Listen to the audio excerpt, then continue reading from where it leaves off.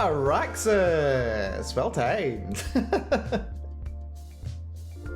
We are just getting started. As it happens. Hello Araxis, hello everyone, hello Kuro, hello Adaver, hello TVPG as well. Hello folks. Happy weekend to ya. Oh shoot, wrong page, hold on. Wrong page. This is not what I want to show just yet. There we go, this is what I'm after. Hello everyone, hello Araxis, thank you for the raid. Good to see you folks. Yes, for those not familiar with me, and introducing myself today, I am Malcolm Bell, Mad Scientist of Amberglow, and today is going to be it's supposed to be a code review, but I've only done so much code this week. It's been a busy one. Ara, you were playing some Fate Samurai Remnant. I've been seeing you talking about it. It looks like it's interesting. I don't know or have seen anything about it beyond what I already know about Fate, but it does look like things are fun. Hopefully you're having a good time over there. I don't doubt that you are, considering how much time you're spending with it. I don't doubt that you are. Yeah, hopefully you've been enjoying it. Hopefully so. But yes, hello everyone. Hopefully we are doing well. It's it's nice. It's a comfy game. Lots of story, great characters, all good stuff. That is the combination that you want right there, for sure. So yeah, enjoy. And yeah, if you've been streaming for a while, then take it easy. You can rest, just chill. I know it's like getting later over there as well, so take it easy. Be good to yourself, Farah. But yeah, I've had a funny week. I've had a very funny week. Which has meant I've not quite been able to do as much programming as I would have liked to. I definitely thought I would have been able to spend more time doing some programming. So this is going to be another programming light, of haha or funny strange. Yes, yes, both of the above. But it's not been a bad week. It's not been a bad week. It's been a good week, I think. But yes, so an unfortunate consequence of that. Ara's had a funny week as well. Yeah. Well, hopefully your week is a bit better this week, eh? Hopefully so. Hello, Ocelot. Good to see you. Welcome. So yeah, funny week. So I've not had quite as much energy and attention to be putting into my projects as I might have liked to have done. Fortunately, this week I've been able to get away with it a little bit. This week I have been able to get away with being a little bit lazy, which has been very good. You know why? The power of outsourcing. The power of outsourcing shall save my bacon, because this week, or rather last weekend, something I decided to do, and I decided to get around to doing, was creating a survey about the gacha game and figuring out what kind of things people would want to have in the game, and then kinds of things that I should focus on or things I should consider adding, and then working things into like an action plan to figure out what my next steps for the game are going to be. So what I think we're going to do is I'm going to show the survey and some of the results that we've got from the survey, and kind of go a little bit down the rabbit hole on what direction I think the game is going to be going in, and what influences it's going to have, what ideas I've had about where the game's going to be going, what's going to be doing, changing some things up a little bit as well, because that's, you know, necessary to a good degree, because there's a lot I don't know about making games. And I don't play that many gacha games either. Why did I decide to make a gacha game? Dear. So yeah, we're gonna figure things out. For the love of all things good, have a decent pity system. That is something I'm gonna look at. That's definitely something I'm gonna be looking at. And importantly as well, like a non-resetting gacha system, or a non-resetting pity system. So it doesn't necessarily mean that I don't know. I need to learn how to implement a non-resetting pity system. But yeah, that's going to be more things for me to look into and research, which is, you know, the thing that I like to do. I love finding new things to learn and new experiences and new information. It's great. So yeah, what I think we'll do, we'll pop over to the survey just now. And yeah, yeah, before even starting, this is like a job for the resident gacha player. Now, interesting you should say that. Interesting you should say that indeed, because I do have this survey. I've got some initial results. This hasn't been like a general access survey that I've made. This has been initially distributed among the people in Amberglow who were originally interested in potentially helping out with it, and also to the wider Amberglow membership and staff as well. So I've had some only the most gacha addicted were given this survey. That's not incorrect. That's not incorrect, actually. Yeah, so yeah, some people have been able to take a look at it, but you know, people are busy as well. So yeah, in spite of, you know, having access to all of Amberglow, who has, I do believe, a combination of, okay, well, I don't know if they're all active. Like, you know, Chelsea's still in there. There are 29 people in the Amberglow server, by the way, between the members and the staff of Amberglow. But the number of results that I got were, you know, a little, about 15%, something like that. Something like 15%. It's fine. People are busy. People aren't interested in gacha games. People, you know, don't necessarily want to humor these kinds of silly ideas. It's fine. It's fine. No, but I got 5 responses, and they are very, very valuable responses. I have gleaned a lot of information from these 5 responses, which is very, very good. Which is very, very good. Hold on. Where is it? Hold on. I'm missing a tab. Yeah, I closed the tab by accident, did I? No, I didn't. There's this one. Right, so I've got the survey here. And I will be making this available for the wider community to look at as well. So I'll be posting a link on Twitter. I'll be posting a link in this stream as well as I'm kind of moving on. And then if you want to be able to have a say in the gacha game, you can fill it out. You can add your responses to the list, and I can use that as more information. But I wanted to do it on a kind of a limited group first, just so that I could get a solid foundation of ideas, and then I can use like a wider range of ideas to kind of fine-tune what I like about the game so far, and then add more things to it later. So yeah, got the standard thank you. There's gonna be a wee description of the game's theme, setting, and gameplay mechanics, and then there's multiple choice question and self-insert. There are 11 questions total. I've set them all, I believe, to being optional, but most people have responded to most of them, which is very helpful. So yeah, main gameplay format will be in a broadly JRPG style with a wide variety of characters and simple yet interesting mechanics. The players will be able to collect and create their own teams, with each character filling a unique role and engaging in team-based combat. Excuse me, hiccup. Players will be able to directly affect their team's performance in combat using timed inputs. That is, well, intended functionality at the very least.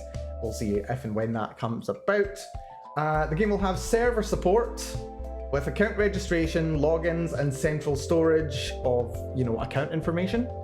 This will allow for the possibility of leaderboards, player guilds, and limited PvP/competitive play. So this is like a statement of the baseline features that I would like to have in the game. Although a couple of other questions kind of like double back and like confirm some of this stuff. But anyway, going over to the responses. Based on the game's premise, it being... Oh wait, did I even read that bit? Yeah, I completely missed this paragraph. Well done, Malcolm. So well prepared. The basic game concept is about an adventuring guild in a small city, the parties that form in it, and the characters and parties' relationships with each other, as well as with other influential people in and around the city. One of the major themes will be the conflict between humanity and their progress, set against the natural and magical forces of the world around them. So kind of, you know, humanity versus nature kind of conflict is going to be an aspect of the setting. So yeah, based on this premise, what kinds of narrative story elements might people expect to see? So we're starting to get some, well, this is very narrative focused. I start thinking about like narrative, and then I start moving towards thinking about specific game mechanics. So yeah, we've got a couple of suggestions here.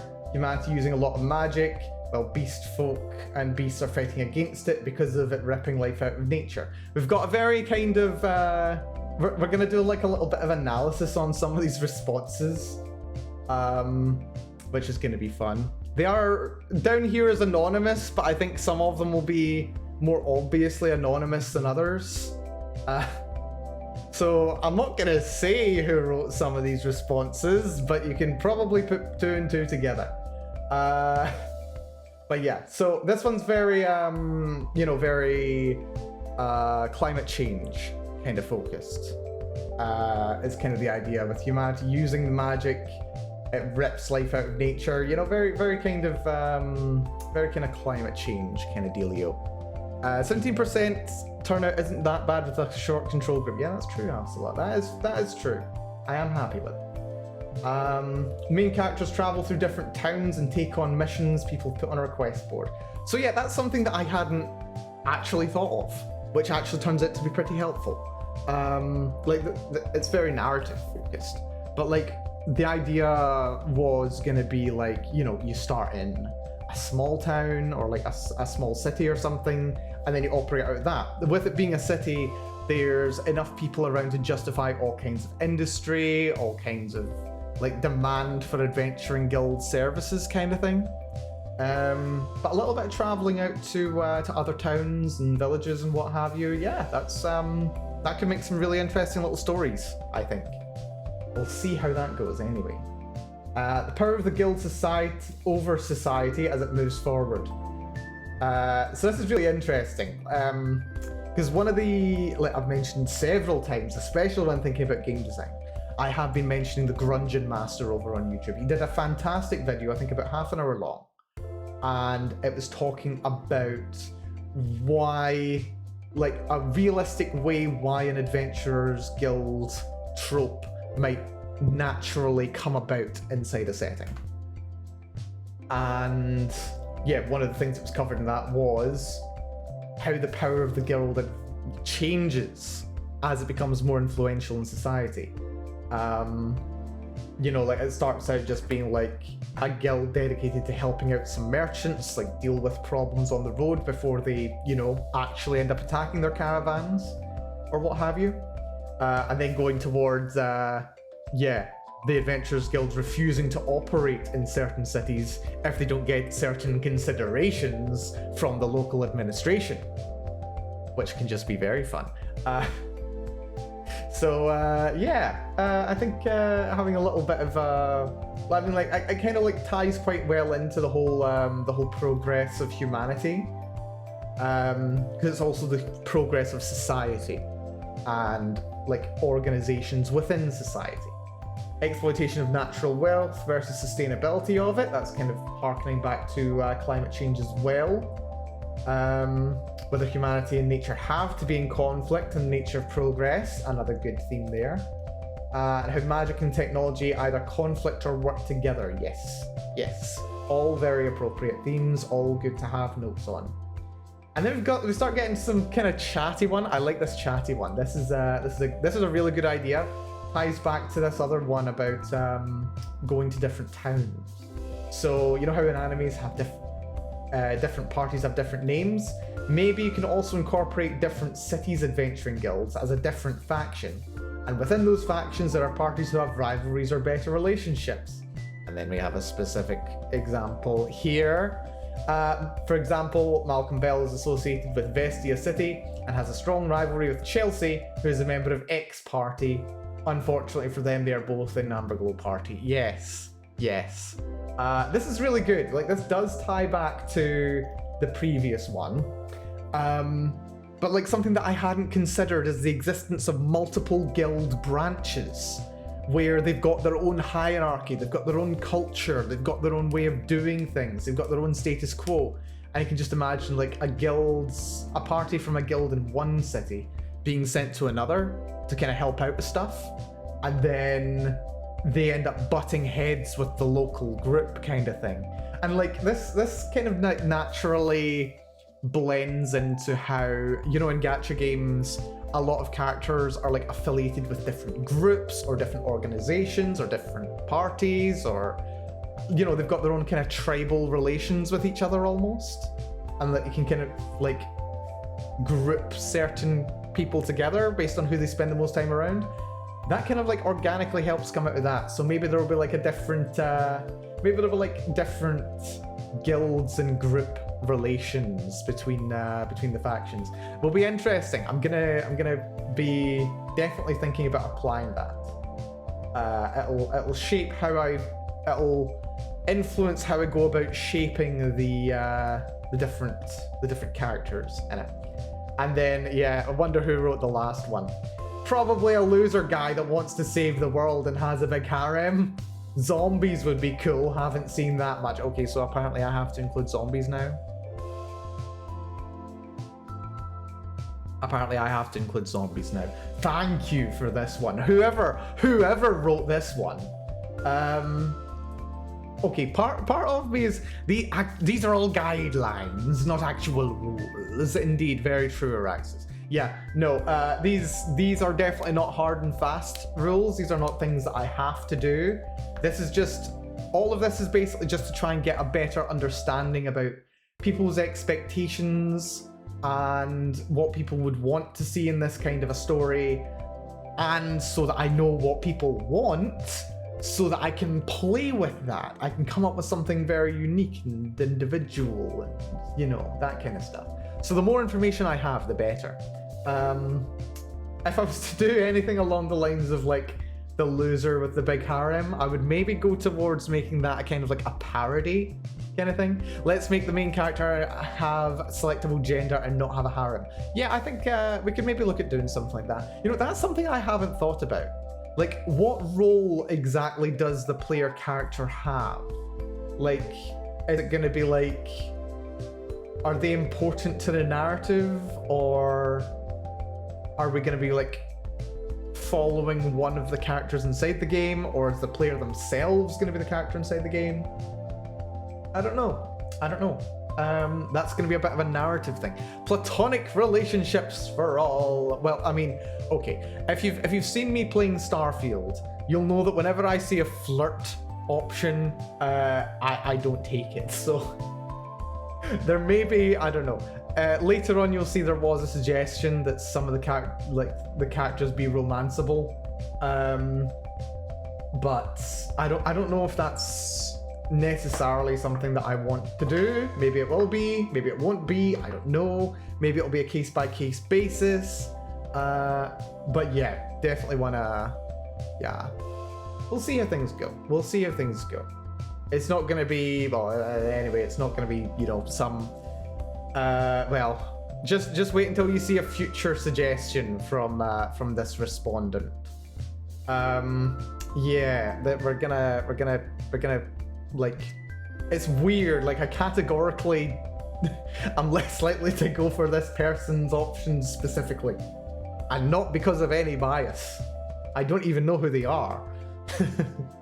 Platonic relations for some, miniature American flags for others. Yay! Yeah. Dear. But yeah, zombies could fit into this fairly well. We've got a kind of like humanity versus nature. So okay, I'm not necessarily going to change the entire genre of this game to being a zombie story, but I've kind of got an idea of how zombies could fit into the kind of lore and magic system. Fantasy zombie apocalypse, maybe, I don't know. But yeah, there's something there. There's something there. But you know, I did think a little about how zombies could fit into this. With it being like a conflict between humanity and nature, humanity's applications of magic versus like ambient natural magic. Spoiler alert, it's a slight false dichotomy. But kind of like a reaction to that human magic would be, yeah, zombies. Partially. They could definitely exist and show up from time to time like in Girls Frontline. Interesting. Anyway, first question. Next question. Based on the game's premise, what kinds of gameplay elements might people expect to see in the game? Zombie apocalypse so unrealistic. There's always a reason why they start with the apocalypse. Showing the outbreak would be unbelievable. And yeah. It's true. Let's see. So yeah, what gameplay mechanics? So character building, like character development. Like this does make sense. Like most gacha games do include the ability to like rank up characters just to kind of drag out the gameplay a little bit. So when you're at the start of the game, your characters are literally just mechanically weaker, and then they get stronger as you play the game more, which is interesting. Resource gathering, that kind of works. I mean, like, a lot of games either have you farming equipment from enemies in the game, or they've got some kind of resource management thing. So that could potentially work in. Possibly base building. Base building's interesting. I can see resource gathering and base building fitting very well together, actually. But we're getting quite far away from the baseline mechanics of the game at this point. This is going to be like a stretch goal for my project, I think. I think if my main intention is going to be have a functioning gacha system, have an interesting primary gameplay mode, and then work on like a little story mode around that. Like there does need to be a little bit of a story around that. And then other mechanics like resource gathering, base building, if they're not directly related to the main thing, then they're going to be more like stretch features. But it's good to think about, because then I can actually start planning around how I design it in. So it's very, very good to have this kind of information. Seasonal events. Now this seems a bit more narratively. It does feel a bit more like a narrative thing, but it can also inform mechanics as well. So seasonal events where the main characters have to do things like harvesting crops, warding off evil spirits, firework displays, etc. Yeah, this works really well narratively. Like just for like establishing the setting, establishing, their values, establishing the status quo, establishing conflict, where conflict is and lack thereof. So it's very interesting. Very interesting. So we've got large monster raids as well. Different kinds of gameplay modes using the same combat system is definitely something that I do want to do. I don't want it just to be like, every single fight you do is a conga line of death. I want there to be multiple different kinds of challenges with the combat system. And I do think it's flexible enough to be able to pull off that kind of thing. I think the potential is definitely there for it to do that. Whether attacking or defending. So there'll be some times where monsters decide to attack the city. There'll be some times when you go on a dungeon delve to deal with a particular large monster or something. That can definitely work. Not just those examples, but as like, characteristic archetypes of the trope of monster raiding kind of thing. Or monster hunting or dealing with monsters, yes. Exploration of the wilderness. Ooh, now this is something that I like. We'll maybe have a little look at that. Encounters with Fey beings and negotiating with them. Fey I'm using as a kind of instructive word here, just like to refer generally to like spirits or the beings of nature that humanity is in a degree in conflict with, anything, and negotiations with them. Yeah. And also just to say, you know what, like they're not all just like murderous roving orcs. Some of them are actually very reasonable and what have you as well. So yeah. And then building up of the city itself, or at least the guild, that could be an interesting thing. Like kind of like how, I mean, I always keep coming back to it, but it's the game that I spent the most time in, Princess Connect, where you've got like your own guild house. It starts off like empty and with nothing interesting inside it. And then as time goes on, you can like make it bigger and you can fill it up and you can have all your characters wandering around inside. Yeah, just like kind of building up the city or guild is kind of really interesting. Also kind of ties in with what was discussed here as well, to an extent, the power of the guild as its influence grows. So yeah, well, I think it's the same person who wrote these ones, I'm pretty sure. Actually, I'm entirely sure. But yeah, also works in quite well with the base building suggestions from before. Resource gathering, base building. Yeah. So yeah, that can definitely... I'm definitely factoring that in as being feature. Auto battle system. Now this is something that I'm spending a bit of time thinking about because, like, you know, in at least some of the gameplay, you shouldn't be forced to like play the same levels over and over. Because it's just going to be the same level. It's just going to be the exact same thing, so there's no point in doing it every single time. I would want there to be like some replay value for actually playing the games again, but auto battle system could definitely come in useful. A lot of people especially don't have time to sink in on gacha games anymore, specifically in the West. Incorporating auto features to finish daily and weekly missions would be good. Yes, I could see that. Ads for free energy would ensure income and let people be free to play. Free to pay. Definitely worth considering, although, again, that is dependent on how much and whether I want there to be monetization of this game. It's not something that I'm designing this game with in mind. I don't especially anticipate this being like ridiculously competitive in the market, but I think it might be something that I want to run as like a limited alpha or beta, so that whoever is interested in it can play it, but it's not necessarily something that needs to be like pay to play. But yeah, I don't know. That is like whether it is going to like, okay, what capacity it ends up going live is going to depend a lot on, well, first of all, it has to actually get finished, basically. It needs to get finished. So yeah, we'll see what happens. But this is it's good to think about. It's good to think about you know, strategies for monetization, strategies for if it were to become a fully fledged game, how would I go about, you know, paying server fees and what have you. So we'll see. Gacha, I mean, gacha's a given. This is a gacha game. Have you ever heard of a gacha game with no gacha? Combat, I mean, yeah. You want that, of course. Being able to upgrade and being able to build characters. Now, that's some interesting stuff here, actually. Let's not just poo-poo the all caps person.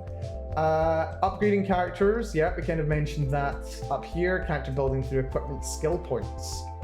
And being able to build characters. Now, I have partially been thinking about whether what I would want to do would be to have like, well, I mean, as it stands, the way that I'm thinking about the game is you've got your characters, they're always, you know, a given, they've got their given abilities, but you can also give them different pieces of equipment. And I'm not sure if I want to give them like default equipment that they can swap in and out, or that can be like overridden, or you can override their default equipment by using specific equipment from the gacha. Oh my god, that's a good idea actually. That is a good idea actually. Hold on, where's my pen? Where's my pen? I don't know where my pen is. I don't know where my pen is. Hold on. Damn it. Hey, it's on the floor. Ow, ow, ow, ow, ow, ow, ow, ow, ow, ow. There we go. Yep, notepad. Notepad, notepad, notepad. What's today's date? This is the 15th. I always like dating my notepad entries. 15, 10, 23. Man, it's halfway through October already. What the hell? Also, it was like 2 degrees last night. It's gotten really cold lately. Gonna be thicker jacket season very soon. Very soon indeed. But yeah, character building. Yeah, so the thought is came into my mind. Characters come with default equipment, can be upgraded,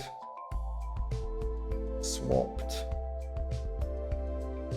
out. Yeah, so maybe you can upgrade the equipment that the character comes with, or maybe like okay, well, we'll get to this in the next question. Well, one of the next questions, but there was a bit of discussion over what other kinds of rewards you might be able to get from the gacha. And like I was considering the system for what's it called? Like not Star Rail, the other big one. Forget Genshin. The way that in Genshin, you get a lot of equipment in the gacha. I don't want to be quite as rough as Genshin. I don't want to be quite as rough as Genshin's gacha system. But yeah, the way that equipment, you mean garbage? Yes, exactly. But like maybe the characters come with like default equipment, so when you roll a character, they also come with their equipment cards for free, or like their base equipment cards, and like they might be things that can show up in the gacha. They might just all use generic items, or maybe they've got like 1 or 2 unique items, and that's part of what makes them a rare character.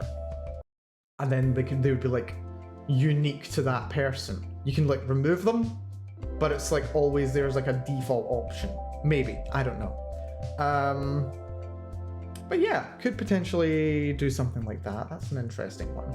But yeah, being able to build characters, like decide what route your characters are gonna go down.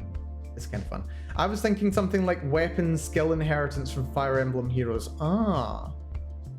Let me just make a little note.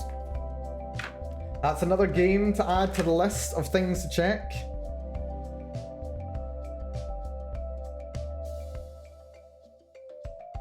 Yep. Weapon skill inheritance.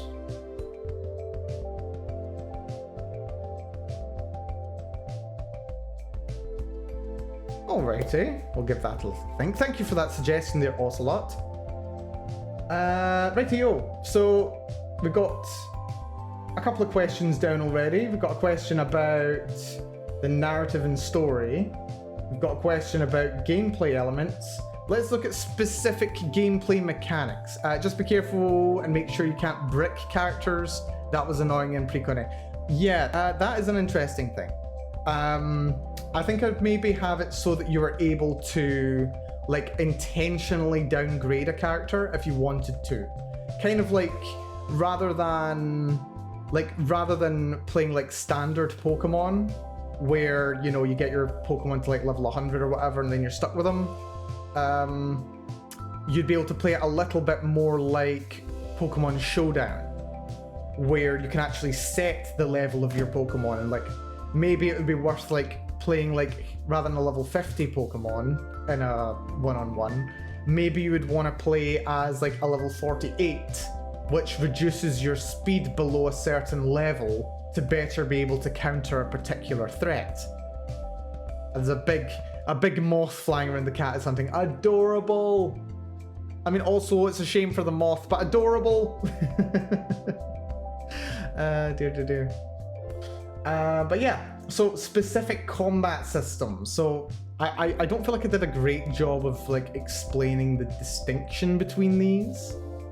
But yeah, it's interesting interesting insight anyway. So single combat with swap-ins, Pokemon style. So basically you'd have your team members fight off against the enemy team one by one.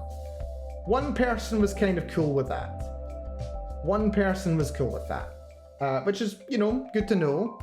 But yeah, not overwhelming support. This was a choose multiple options question here. Characters attack each other in sequence super auto pet style. So just like kind of like Pokemon, but like automatic. Plus you can also attack people who are behind your opponents depending on what your attack is. Characters can attack anyone JRPG style. 60%. Very strong response for typical JRPG style combat. And then I have another one here. Characters can only attack enemies in certain positions, Princess Connect style. Also highest level of support for this one. So yeah, JRPG where anyone can be attacked, or potentially you can only attack enemies in certain positions. I think I might play around with both of them, looking at a couple of different mechanics for that. But we will see. Characters can only attack enemies opposite or next to them, pitched battle style. So I was thinking like, imagine like you've got like two lines of the team, maybe like maybe a bit like American football, rugby kind of thing, where the positioning of your character means that you can't attack anyone else. And I thought there could be some interesting gameplay that comes out of this. Like, what character do I want in the center, and what characters do I want on the flank? But yeah, nothing there. Let's see. No tower defense option. Sorry, TV. Unfortunately, this is not an Arknights. Should have added a suggestion for tactical RPG style like Fire Emblem, Disgaea, Super Robot Wars. Potentially. I think part of the reason why I didn't want to do that is... I think it's just like a game mechanics thing. Like, it takes a bit of extra work to be able to like represent it on a board. I mean, it wouldn't be too difficult. Like, I mean, I like graph theory. It's not exactly hard to program. But yeah, so I don't know. Something about it was a little, I don't know, a little bit. This is maybe leaning a bit heavy on, yeah, doing something like that. Plus, arguably, it makes doing auto battles more difficult unless I just say, right, when we're auto battling, you just automatically win it if you completed it before. But then there are also problems when it comes to like PvP modes. So if there's a PvP mode and the base combat system is like tower defense or tactical gameplay, then I don't know, maybe I could do it like Teamfight Tactics or something like that, where you like position your characters ahead of time and then the auto battle just happens based on your positioning. Potentially. But this is, on this question, at the very least, on this question, there was a write-in option. So yeah, if there is a combat, like when I post the link to this, I'll probably post the link to this after this stream so that I can just discuss the initial results and my thoughts on this so far. Just so I don't get bogged down looking at new responses. But yeah, there are write-in options on most, if not all, of these questions. So if there's a particular gameplay system you think I should look at, you can include it as a write-in, and then I will be able to take it into account. Just because I didn't think of it doesn't mean that it's not necessarily a good idea. Auto battle in Fire Emblem Heroes is way too finicky to work. Your units need very exact skills and levels to manipulate the enemy AI. Yeah, that was another aspect. That's another thing that was kind of making me a bit less confident about making a game using full tactical combat like that. Just because like it adds so many more levels of complexity to the game that it could become a bit difficult to design and to test and to like balance as well. So yeah, I don't know, but certainly give me the suggestions. There is a write-in option. You can make it as long or as short as you want. I was suggested to look at Epic 7. I didn't actually. I like looked up Epic 7 and I looked like some images. It looked broadly like a JRPG style system, but I might have to like actually give it a proper look so that I can like get an idea of how its combat does work. We'll see. It works fine on easier maps. You can brute force. Yeah, that's true. Right, now we've got a bloody pie chart. I like a pie chart. Pie charts are great. Well, actually, considering this is a full circle, I suppose you should call it a Tau chart. It's a Tau chart, not a pie chart.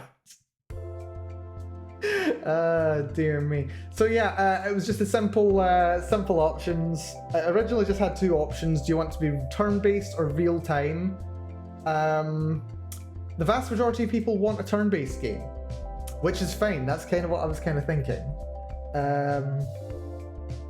Still not sure exactly how auto battle would work, or like PvP would work. Maybe if you're doing non-PvP, you can give specific instructions, whereas if you're doing like non-PvP, then everyone just behaves according to pre-programmed responses, kind of thing. I don't know. Maybe a bit more like Princess Connect in PvP modes. There's also one write-in. There's a hybrid where using skills and items is turn-based or time-limited, but the battle is automated. So I'm kind of like grouping these two together. These two are like very similar together. But yeah, leaning quite more heavily towards turn-based. I mean, I've also considered like, do I want to do something along the lines of like Neverwinter Nights, where every turn is 6 seconds long, kind of like in standard Dungeons and Dragons, but it's like 6 seconds of real time. And at any time within that time window of that round, you can make your attacks, do your everything, and yeah, you can like take all your actions within that time frame. So I've considered doing that, but then again, that starts getting towards much more complicated stuff. That gets towards like positioning. It also makes PvP a bit more difficult, although I suppose you could always do like a Pokemon style PvP, where you're not allowed to use items in battle, kind of thing. But you are able to outside of PvP battles. But yeah, interesting anyway. Good results right here. This one's quite a bit more spread. There were a lot of there were a bunch of options here. I originally started with the 3, which is funny because one of these is very significantly not here. Sounds a bit like Phantom Brigade. Phantom Brigade. I will look at later. Which do you think would work better? Tactical choices made by the player or auto-battling party members? So I think there were originally just 2, and then there was some write-ins. So I suggested tactical player choices and auto-battling party members. I happen to see that no one likes the idea of auto-battling party members. These two questions are actually very related to each other. People don't like it's weird. Some people like really like the idea of what was it, like auto battles, or like not auto battles. Some people really like the idea of doing, where was it auto battle? Where was it? There was a mention somewhere.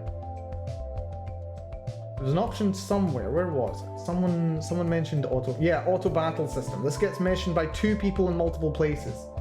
But then they're like, no one wants auto battling party members. Some people are like auto battling, but with the player able to switch characters on the fly. 2 people saying they're good with both. So it's leaning a bit more towards tactical. Tactical choices would be better, just so that people don't see it as an idle game. auto battlings to help people finish their dailies and make them not feel like the game is a chore. Yes, so there is a bit of a mix of both. Yeah, so auto battles literally just for like the daily grind.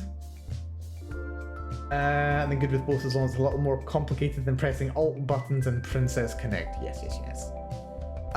Could be that people are saying they don't like auto battles, but like it in practice. Yes, I think it does seem like that. It seems like when auto battles are useful, when they are used like with respect for the player's time, that's a good thing. But yeah, looks like most people do want auto battles. Yeah, it seems like it. Like they want auto battles, but they want they want auto battles. B, they want interesting gameplay choices. So yeah, or planning turn-based. You plan out your moves in 5 to 10 second increments. Then it plays out in real time. Oh, that reminds me of like HeroScape. I loved the HeroScape board game when I was a kid. That was amazing. But yeah, the way that worked was you got like 4 command shields, and they were numbered like 1 to 3 with 1 dummy one, and you could like assign 1 to each of your units, or you could distribute them throughout your units as you wanted every turn. And then like on the first turn you'd be like, right, this person moves, then this person moves, and this person moves. That was kind of interesting. So it's like it does turn a potential initiative system on its head though, or like a speed attack system. Only 40% wanted no auto battles there. Seems like it. Yeah. Yeah, fair enough.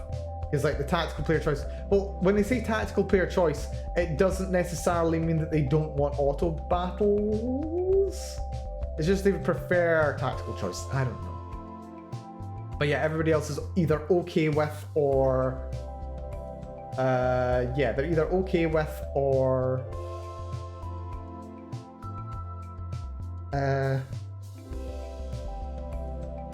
oh, excuse me, I had to yawn. Very tired. I'm still very tired. I have not had much rest the last couple of days.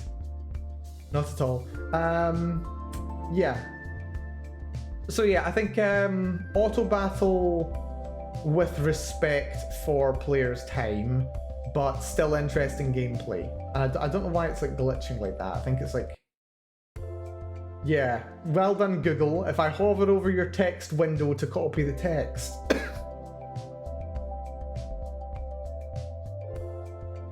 Apologies, had to cough.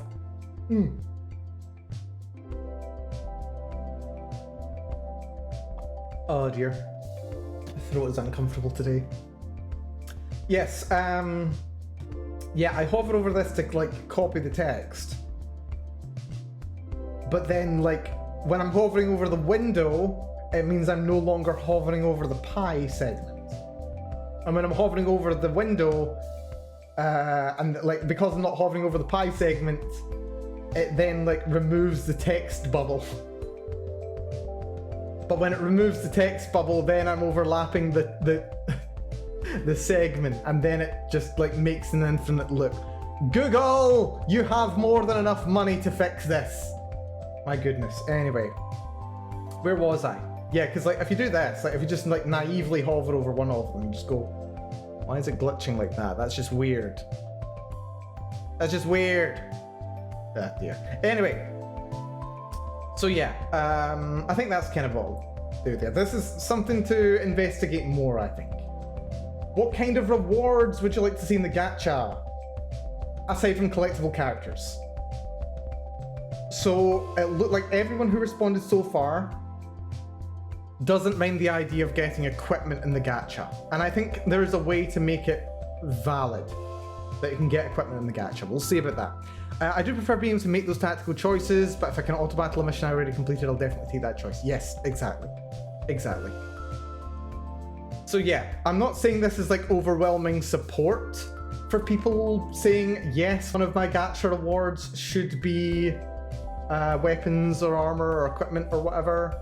But I think Genshin's kind of got us all primed now that it's okay to do this kind of thing. Plus I think I would have more item slots than just, you know, weapons. Out of combat consumable items, so XP potions, character upgrade stuff, etc. Some people were okay with that, not overwhelming support. in combat consumable items, so damaging abilities, HP restores, revives, etc. One person was okay with that. We're looking at somewhere between like Pokemon and like maybe kind of Dungeons and Dragons-y at this point. Then we had a couple of write-ins. So one person suggested characters as the only gacha, but rare equipment for completing event quests. Like, that's reasonable. I can even like reconcile this with the gacha system and say, okay, there are some things that you can get in the gacha, but there are some things that can only be acquired from doing certain quests. So it's possible to get rewards that aren't in the gacha. So there's no way to like roll this item off of the loot table. You have to do a particular quest to do. I don't think that's necessarily a bad thing.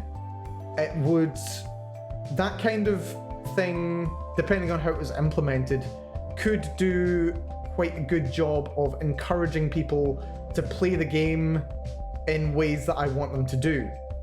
Rather than just going, okay, I've literally just been farming my Primo gems or whatever, and now I can do all my gacha rolls, kind of thing. If there's something that's like really good for a particular character, then you gotta do it in game. There will be kind of like Nika with interception mode. Interesting. I've not played Nika actually.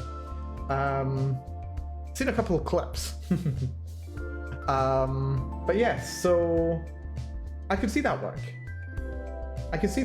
Like just like having equipment in the gacha, but there being items outside of. But then comes the question of like balancing it, because if the best items in the game have to have you complete quests, then why bother rolling in the gacha? So the items that you get through quests can't be strictly better than items that you can get in the gacha. They just have to be different. And they have to like suggest something good, or they have to be an item that won't necessarily be like best in slots, but will help you win, rather than that. Maybe, I think I would be more likely to implement something like this if there were like multiple different slots. Like while doing my like R&D phase, as I'm still in, basically, I kind of like settled on, okay, let's go for 3 pieces of equipment. We've got weapons, we've got armor, and we've got trinkets. So we've got like more offensive abilities, more defensive abilities, and then we've got like some kind of utility, which can be offensive or defensive or completely unrelated. But if I had more item slots, and look at this, we're going into feature creep here. If we had more item slots, more types of items, then that means I can have more variety on what kind of bonuses you can get from these pieces of equipment. So yeah, considering that. And cosmetic rewards, particularly those that can be earned in game. So people like cosmetic awards as well. That is going to be something that is heavily limited basically by the art budget. Whatever the art budget is. If I'm making a gacha game that has, Princess Collect had 85 characters, and each one of them had like multiple pieces of art. Each one had multiple different sprites. Each one had like multiple different outfits, kind of thing. But like, even if I was to do half that many, and like I just had like a base price for all of them, we're still talking over 40 pieces of art. Which, depending on the artist, it's still a lot of characters. Like 85 characters, laughs and as you're like, yeah. I get that. But yeah, so cosmetic rewards is going to be something that's heavily constrained by the art budget, such as it is. But you never know. We'll see. That might be something that I can look at doing. Maybe it would just be like, having shiny Pokemon, where it's literally the same sprite. It's just had like a palette swap or something like that. That's just rarer and harder to get your hands on. Or maybe I'll just like bump up the saturation or something like that to make the character look a bit more magical or what have you. But yeah, that's a very much an art asset limitation right there. But something to consider. Still something to consider and be aware of. Especially if the game goes into like full production, quote unquote. How many characters are in Azure Lane anyways? Never played it. I have no idea. Do tell, TV. Do tell. Okay, back to game mechanics. And we're looking specifically at combat mechanics here. What kind of abilities would you like characters to have in combat beyond standard attack, defense, and HP stats? Because attack, defense, HP, that is currently what my combat system is built around. We covered this last week. Where's my window for you? There we go. There we go. So now we've got this little window here. So yeah, we've got attack, defense, and HP, and I've already figured out how they interact with each other. We've got different tiers, which from the bottom tier to the top tier, you get a 50% bonus, and then as you level up from level 1 to 20, you get another 50% bonus. So you can get about another 2.25 multiplier going from a level 1F up to level 5S. Is roughly, not exactly, but roughly a 2.5 times multiplier. So yeah, we've got the attack, defense, HP system down. I'm quite happy with it. Certainly happy enough to be moving on to, you know, some actual playtesting once I've got some characters in mind. But yes, back here, moving back on from that little that quick catch up and summary. What other abilities? People immediately suggest status effects, blind, poison, slow, AoE abilities, taunts. I have a taunt system, well, not a taunt system. I have a targeting system in place, like an algorithm to determine which character should attack which enemy at which time. Although it might be gameable, I've not tested it extensively, but I like how it works in principle. Let's see, 575 characters with 58 collab characters. My goodness, Azure Lane. Oh dear, I have hiccups, I don't know why. Weird. Anyway, where was I? There we go. Yeah, buffs and debuffs again. So yeah, we're getting very JRPG here. So buffs and debuffs. Interesting mechanics that can combo. Traits a la Magic the Gathering typings or Fate Grand Order traits for further boosts. So yeah, this is something that I am going to be looking at implementing in some capacity. At the very least, there are going to be some... Yeah, Magic the Gathering still having some influence on my game design principles. So there is going to be a little bit of like, you know, humans, elves, you know, all these different kinds of like fantasy and what have you creatures. So they'll have their own identities in the game, so to speak, and their own relationships with each other on a mechanical level. Still needs to be, you know, worked out exactly what they're going to look like, so that will be there. There'll be some abilities that say like, yeah, this makes you this much more powerful for every other elf in your party, or something like that, for example. But that'll take some time to really properly figure out. Or like there'll be some abilities or some pieces of armor that work particularly well with particular characters, because like you've got something that say a ring that works in a particular way when a dwarf has it equipped or something like that, for the sake of argument. Still don't know if like elves and dwarves is something that's going to be in this setting, but you never know, who knows, we'll see. This is an important one here. Speed determines who will take turns and potentially even lap the slowest character / mob. So yeah, this is more kind of like a Trails in the Sky or a Trails of Cold Iron system. I mean, I've not played Cold Iron, I've only played the first Trails in the Sky game. But in that one, yeah, you've got like this whole kind of initiative speed system where it establishes where your characters start off, who gets to attack first, and then the frequency with which they can next attack. There's like a count up system where when you make an attack on, like, say, turn 10, you then need to wait another 10 turns to be able to attack again, or something like that. So yeah, that's something that I've got some reference on. That's something I've spent some time thinking on in the past. So that might be something that I'd look at adding. I think initiative and speed are something that I do need to look at bringing back, as well as potentially Princess Connect style positioning system. But in that game, the positioning system was mostly a kind of counter to team building.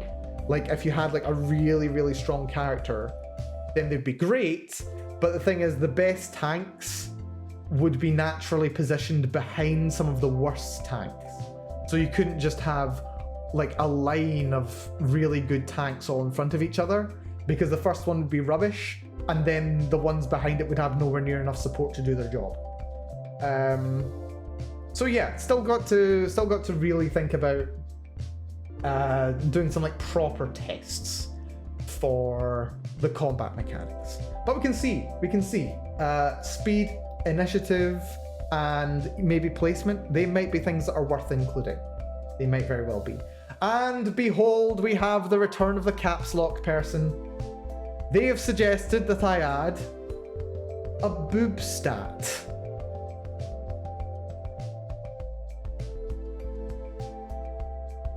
A boob stat, where they get bigger the higher level they are? Question mark, question mark, question mark. Also crit and elemental, like if they use a skill instead of a basic attack, they more do damage with a good elemental stat. That's interesting. A what? Yeah, apparently they want a breast expansion trait in this game. They want the character's booba to get bigger as they level up. Because everyone knows that, you know, magical power is proportional to breast volume. Yeah, so I don't know if I'm quite going to be implementing this suggestion here. Maybe there could be like some cosmetic stuff or like unlocks as the characters get higher level, maybe, I don't know. Also, crit and elemental skills. Crit and elemental I can potentially do. This gets mentioned again later on as well, actually, I think in the next question. Maybe a 3 sizes stat for the waifus, but no growth fetish. Yeah, like maybe something more along the lines of like the way it's done in Holocure, where what is it? I don't know what it's called. We'll call it a tofu stat. I've said worse already, but we're gonna call it a tofu stat, okay? There's a tofu stat. Is it tofu? Wait, is that butter breast? I don't remember. Anyway, yeah, maybe like there'll be an effect that affects characters differently depending on whether they are Maruboing or Petan. We'll see. Maybe. I don't think that's gonna. But it certainly wasn't my first choice of a gameplay feature. Homies in shambles. Yeah, homies collapsing here. I don't know. Maybe. We'll see. I don't know. I don't know. Anyway, I've made a note of it anyway. I can take it under consideration. We can see. But this is more interesting to me. The crit and elemental system. And like this gets mentioned by somebody else in the next question as well. If you use a skill and instead of a basic attack, they do more damage with a good elemental stat. I have considered basically doubling up the number of attack and defense stats. So actually having like Pokemon.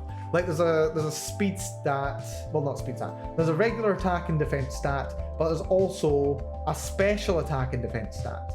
And that can mean like I've got some characters who are like really good at attack, really good at defense, but then they're like really bad at special attack, special defense. It gives me a little bit more flexibility in that regard. Although I've not like, you know, fully even tested the basic attack defense system. But if I want to add a bit more complexity to the game, having attack and defense stats as well as magic attack and defense stats, that could be really interesting. We'll see. Are there any other kinds of combat gameplay mechanics that people might expect from this kind of game? Elemental damage bonuses, resistance, status conditions? Someone got lazy and said, see previous answer. I mean, understandable, you know, a lot of these questions do cover similar grounds, but I think they do some different things. So this was specifically asking about like characters' abilities, like things that characters can do to their enemies aside from just attacking, defending. Whereas this one was more general combat mechanics. So not just abilities. But yeah, there's a lot of overlap between these questions. Elemental damage bonuses and the ability to gain equipment with different stats. Yeah, equipment with different stats. This is what kind of got me onto the whole, well, this is one of the ones that really made me sit up and think, yeah, let's actually have multiple different weapon options, for example. So you could build your character in different ways if you wanted to. I mean, the idea was still floating around, but yeah, that'd be really interesting.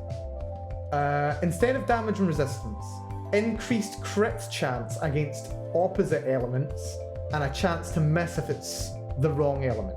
So basically you get, it's rather than just like a simple damage increase, like you do, it's a functional damage increase, but it's not a hard and fast mechanical increase. Plus having a little bit of randomness added to the game, like having a chance of success and failure. It does mean that there's then something interesting going on there. Like, it means... yeah. It means every battle is not immediately deterministic. You can still get like there's like some catch-up mechanic built into the game. There's a chance for someone who's behind in a battle to get a really lucky crit and then do a lot of damage. So that could be useful. There was something else I was wanting to think about that there. And yeah, that then ties into the element system as well, because there are elements, I haven't exactly figured out what the nature of the relationships interactions are, but we will see about it. Also, crit and elemental reminds me of Warframe, where you can either build for raw damage with crits, or get effective damage with debuffs from elemental status. Ooh. Let's continue a little note there. Build ideas. Let's see. Raw damage plus crit versus elemental debuffs, etc. I will make note of that. That's a good point there, Ocelot. That's an interesting. And then someone says, the caps lock person says, that's what I fecking said above, don't copy me. Apparently, when I wrote these, this person wrote them first, apparently. So they like these ideas, well, questionably. Also make enemies that can freeze so that they can skip your turn. So yeah, that's like kind of crowd control abilities. So yeah, CC. That's interesting. Yes. Wait, did I even make note of CC? Character abilities. Oh yeah, I didn't even note that. General gameplay. Crowd control. Just add that there. Good stuff. Okay. And what was that? Effective damage. Effective damage through elemental debuffs. We'll see. We'll see. What kind of server-based features would you like to see implemented? And I made some examples before, but here's some more. Multiplayer, DMs, guilds, etc. Idea that I didn't even write down. Friends list. Having a friends list would be nice. So yeah, that'll be something that I can add fairly easily, I think. So there does need to be like a player directory. You need to be able to like look up players' account information. But yeah, that can be done. Guilds and event raids. So yeah, friends list I can do for sure. That can easily be done. Messaging is probably going to be necessary to an extent as well.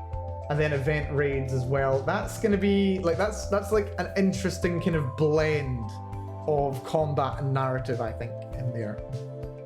But that is definitely something that I want to look at implementing, because, you know, rather than just doing like PvE where you're just taking on like relatively weak enemies or like moderately tough bosses, event raids where like larger groups have to come together and like work together to take on a threat, kind of like how in Princess Connect you do like the dungeons and you got to go through progressively stronger massive tanky creatures multiple times to be able to take it on. That could be interesting. Guilds, yeah, I suggested guilds, although I think in the naming system or the nomenclature of this game, the guild is going to be the Adventurers Guild in general. So it's like the greater organization above and beyond individual branches kind of thing. So you'll have the main guild, then you'll have game branches or like guild chapters, maybe I want to call them chapters. And then the groups that adventurers form amongst themselves under a guild chapter or a guild branch would then be called a company. And not in the kind of like corporate kind of sense, although, you know, somewhat in the corporate this is a business sense, because, you know, that is functionally what an adventuring party is. More kind of like in the reference to The Hobbit, the way that The Hobbit, like the party of dwarves and Bilbo, they are the company it is referred to as. And they've got like a contract of employment and everything. I adore The Hobbit. The Hobbit's amazing. It's really good. Yeah, they refer to themselves as the company, which I really like. And it also kind of represents how, like, in real life, a guild would have been like a collection of all the local business people who are all guild members. So, like, you know, Blacksmiths Guild would be a bunch of independent blacksmiths who, like, come together to discuss, you know, things that are affecting their business. So yeah, the company would be in like an individual grouping of adventurers. There could be like solo adventure.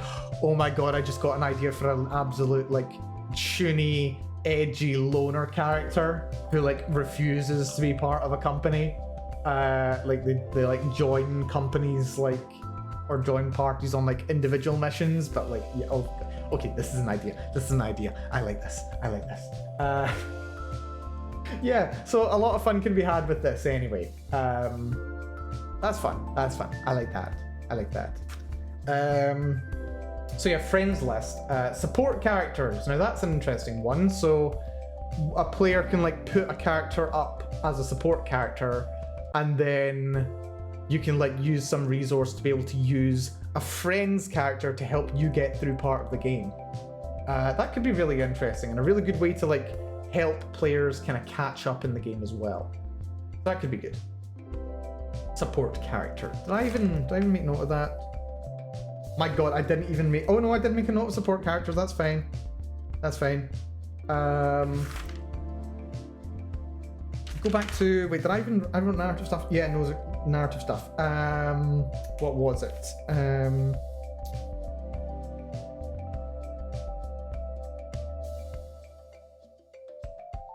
Character's choice to join, not join certain companies within a guild, branch / chapter. Lovely. So guilds, PvP, everyone's up for guilds basically. Everybody wants guilds or, you know, companies. Guilds, friends, and maybe where you can use others' characters. So yeah, support characters. PvP, not real time, yes. I definitely don't want to be doing non-real time combat. Although, if we're talking PvP, then what needs to happen is, if, like, say, okay, following back again on Princess Connect, what they did with the PvP there was you would like select your party and you would say, right, this party is going into the arena for me. This is my arena party. Anytime someone does a PvP against me, this is the party that they face. Anytime that I attack someone else in the arena, this is the party that I use. And you can change it on the fly and what have you. But yeah, so that kind of thing. But the issue with that is, especially if we implemented this crit chance feature, it would mean that we would need to ensure that the random generator worked in the same way for both players, or the combat would need to like pre-calculate how the combat would go, because like PvP combat would effectively have to be an auto battle. Like, if it's not real-time PvP, then you really can't be, you know, saying when you want to use certain attacks at certain times. Unless defenders don't get that choice, but attackers do. I don't know. Something that needs to be thought about, something that needs to be developed a bit further. Simplest way of doing it would be to have it be entirely auto battle. And I wonder, like, it would either need to be a challenger system where the challenger can put in inputs, or it has to be entirely auto battled where functionally both players would have like the same seed for the random generator for the fight. I don't know. Something I would need to think about. PvE with guild leaderboards. This is the only mention of guild leaderboards, but this does tie in really well with some things that's been mentioned before. Where was it? It was miles away. But yeah, like doing like raids and what have you. The event raids and stuff. Guild leaderboards, that would be really good. Or maybe like even individual leaderboards. That could be fun too. Entirely auto battle for PvP works in Blue Archive. That's good to know. Good to know that it works in specific games, because then the skill comes in being able to build your party for PvP. It's not necessarily a skill-based PvP system. It's a knowledge-based PvP system, which, you know what, I'm kind of cool with that. Although it's also a resource-based or combat system, so that's fine. Any other gameplay features you would like to see in the game? So this is just like, you know, opening the floor to what else, what have I missed, what else are people interested in? Rock, paper, scissors elements. This is something I'm conscious of. I'm not entirely sure how I want to go about implementing it, but it's something that's basically standard for RPG systems. And it potentially works with the crit system that was suggested before. It might work with the elemental system, although I'm not married to that idea. So we'll see. Login bonuses. This is more of a kind of server gacha thing rather than you know, gameplay, but still worth considering. Like, how do you incentivize people to play the game every day? Give them a big login bonus. So we'll see. If the game doesn't go into full production, then I think login bonuses are likely to be fairly generous, because yeah, you're going to be getting, if it's not monetized and you can't buy premium currency, I still want people to be able to get through the gacha in a reasonable time. So I would need to make this kind of thing like very generous. So yeah, pity system that doesn't go away on banner completion, as said above. I don't want to. Yeah, it's apparently a really good system. Like, it can arguably guarantee higher revenues in a paid game, but also it's just a bit better for, you know, the consumer, for the player. And also reduce the amount of currencies needing by a player. See Limbus Company. Good suggestion for Limbus Company, I'll check out. But yeah, not having too many currencies is probably a good idea as well. So yeah, reducing the number of currencies that need to be kept track of or used for different mechanics, probably a good idea. I think it's worth having a couple. Like, you'd need like a stamina currency that refreshes naturally so that you can actually, you know, play the game, do the quests, whatever. You need a currency for the gacha, you need a currency for like an in-game item shop. there'd maybe be a separate currency for, you know, redeeming things from the gacha, maybe like part of the pity system. I don't know. But yeah, you don't want to have an overwhelming number of currencies. Like, that's one of the things that put me off of the Touhou game. There are just so many currencies and no idea what any of them do. Also, suggestion: please make dating possible. See, here we've got that conflict from before, where I'm like, do I put relationships into this game? My God, keep so many items to keep track of is why I drop Fire Emblem Heroes of Deer. Yeah, like, it's okay, like, if you're doing, like, if you've got to grind for resources for crafting or something, like, that's not bad. You can work with that as long as specific resources aren't too rare. Like, if you only need like 1 or 2 of these like resources, it's possibly not too bad. But yeah, if you've got to keep track of a humongous number that all interrelate, that can be problematic. But yeah, I think rather than a currency system, well, that is kind of, I don't know. We'd have to think, we'd have to play test. But being able to compartmentalize the currencies and how they behave is probably a good thing. Plus, you know, I'm still making a relatively simple gacha game. I'm not making something that's going to be quite as in-depth as something that's designed to suck up all your attention. So I don't need to worry quite as much. Please make dating possible. We'll see. And that you can touch them, ? And do a little animation like patting their head. That would be quite cute.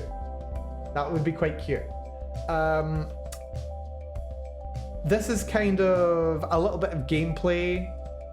It comes a little bit down to how the user interface works. It depends a little bit on art assets. If enough funds able to do that, you could learn how to animate while you're at it. Yeah, potentially.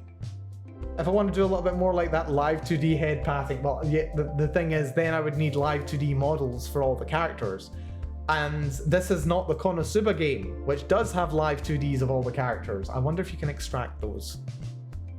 I wonder if you can extract the live 2Ds from the Konosuba game. That could be fun. That'd be fun. But yeah, who knows? And then if you have any other questions, comments, concerns, etc., please include them here. Someone responds, write whatever comes to mind. So they wrote whatever comes to mind. Thank you, you clever person. Do try to ensure that if you include anything as a limited time thing, make sure it's only timed limited. Fear of missing out is insidious. So just basically this one is, yeah, if it's time limited, have it time limited for a certain amount of time, but then make it available to everyone else later on. And like, it does become available later, maybe after the meta's shifted. I still don't know exactly how this game would end up working. I don't know if I'd release it as like a standalone game where the gacha system is what it is and there's like no updates, or if it's something where I would design the full gacha game and mechanical ecosystem, and then I would like slowly drop in new characters over time. I don't know. Slowly dropping in more characters over time would potentially be better from a development standpoint, because then I could like launch the game with a relatively limited gacha and a limited number of assets and features and what have you, and then slowly roll out more over time as more interest, well, as I could gauge interest and, you know, do that kind of stuff. We'll see. But yeah, if I go towards like a kind of slightly game as a service system, then I could potentially do that. That would be something that I would consider doing. Someone responds, meow. Very helpful. I appreciate it. Oh, cat of the internet, what is your wisdom? And then also someone responds, feck you, Mal. Thank you very much to all of these people. Wonderful. Anyway, so that is it. That is some of my thoughts. Well, this has been the responses to this survey so far, and some of my thoughts on it. So what I've done as well is I've basically gone through all this, and I've looked at like the general trends and specific suggestions and gone, right, does this vibe with my own personal idea for the game? Is this something that I like the idea of and want to actually implement?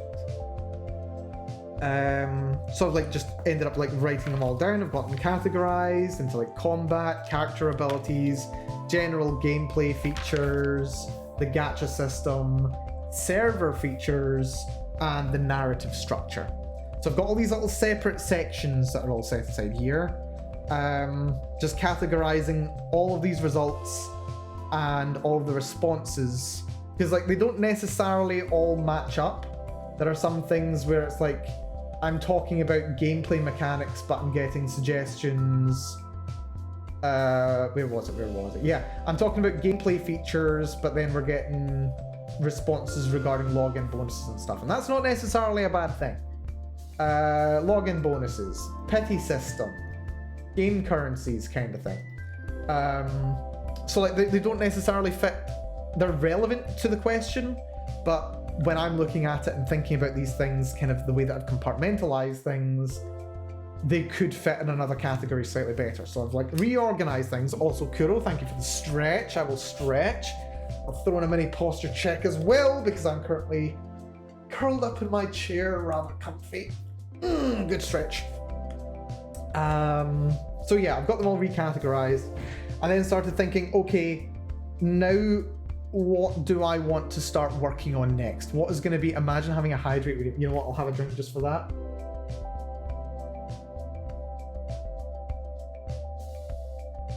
Look, I'll enable it, okay? I'll enable it on stream. Not right this second. Remind me before I go. I will do it on stream. Although I'm not going to show my Twitch page, but I will do it while I'm on stream, and it will be enabled, and you can, you know, try and drown me. But yeah, so next steps. I think I still want to get the combat system sorted. I think that's the big priority. I have learned one other thing though. One other thing that I learned while doing some research into other gacha systems. It was that the distribution of higher rarity characters is different than the way that I've currently done it. So the way that I've been doing things, this is another one of those little aspects of me kind of taking lessons from Magic the Gathering, which is a really good foundation, and then realizing that not necessarily everything in Magic the Gathering is the most appropriate for putting into a gacha game.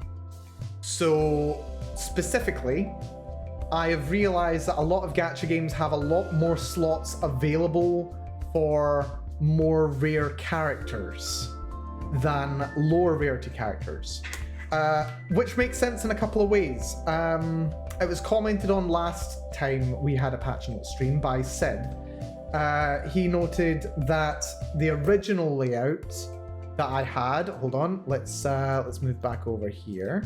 So the original layout that I had, wait, is it this document or, oh, it's not this document, hold on. It's, where is it? It's this one? Is it this one? Yes, it's this one. No, no, it's not this one. What the hell? This is an design skeleton. There we go. It's on this one. So yeah, what was it? There's the design skeleton. So yeah, in this game, or like as I've been starting on, there have been, where are they? There was a note about it somewhere. Hold on. Where are you? I don't remember. I wrote a note about it somewhere. Anyway, I think it's like over here. It just looks weird. Yeah, let's have a little look over here. So for Magic the Gathering, we basically had it so that there were going to be 10 mythics, 35 rares, 31 uncommons, and 60 commons. And that was going to come up to like, what was it, like 145? And like, that's all well and good. That's all well and good. Let me zoom in a little bit so it's a bit easier to see. They're kind of like spread out because this is over the print sheets and what have you, or the pools, I suppose. So yeah, that was the original idea. That is based off of Magic the Gathering. Thing is, this is a very like pyramidal structure. So the rarest being at the top of the pyramid. Yes, it's a pyramid with the rarest being very few and the most common being very broad.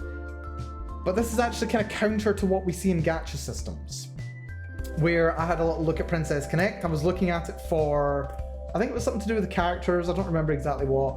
I was looking at it and then I realized, wait, hold on. There are 46 3-star characters. There are 21 2-star characters and only 18 common characters. And I thought, this is telling me something. And it kind of like had me more like remember what I had learned when I've looked at gacha systems in the past. That the larger the number of rare and, well, in this system, mythic characters there are, the larger that number, the longer the gacha's cycle runs for. So the more high rarity things there are, and the rarer those things are, the more times you need to pull to be able to fill the gacha, because rares are so rare. Whereas with this system, like, there's 35 rares, it's still going to take a good number of rolls to get them all, but it's like relatively low in the grand scheme of things. Whereas if I wanted to, you know, really make the gacha system last longer, make it harder to get your hands on rares, then, or to make it harder to get your hands on a specific rare, and maybe make those kind of banner rolls, those banner gachas, be more valuable if there's a specific rare that you're after, which, you know, is just another thing to kind of keep people coming back to playing the game, because, oh, that character that I really want for this role, it's their banner, so I have to log in and play the game and prepare for the banner. I think I might want to like upend the pyramid. I may want to go for an inverted triangle here. So I don't think I would necessarily want to have mythics being the most common. I think I would still want the rares to be the most common. One of the other design principles from Magic the Gathering, commons are essential for playing the game. If your commons don't work, the game's not going to work. So number that exists equals inverted pyramid, but chance of getting them regular pyramid. Yeah, basically. Also, hello Valana, good to see you. You've missed me going through the survey, but I'll be opening up the survey. You know what? Why don't we open up the survey just now? I think I've got the link here. Yes, there's the survey. There is the survey. So you can click on that link. It'll take you to my gacha game survey. There's 11 questions. Most of them are right in. Some of them are multiple choice. And you can like have a little influence on the gacha game. I've broadly got the broad strokes of what I'm after just now, but if you want to take the time to fill it out, I would really appreciate more data, and it would inform a little bit more in the direction that I might want to go with the game. So yeah, a lot of them are right in as well, so if there's things that I've missed, you can definitely include them. It would be very appreciated if you did. So yes, ahead of time. Thank you, folks. It is anonymous as well, but if you let me know that you've done it, I will say thank you, of course. I'll say, oh yeah, I filled it out. I can also see timestamps of when people fill them out as well, which is fun. But yeah, fun times. So yeah, I also don't need to give any credit either. Anonymous in most cases, yes, indeed. Sometimes people give themselves away. It's great. So yeah, I'm not gonna be like guaranteed to take these suggestions. This is like just kind of pulling information kind of thing. But yeah,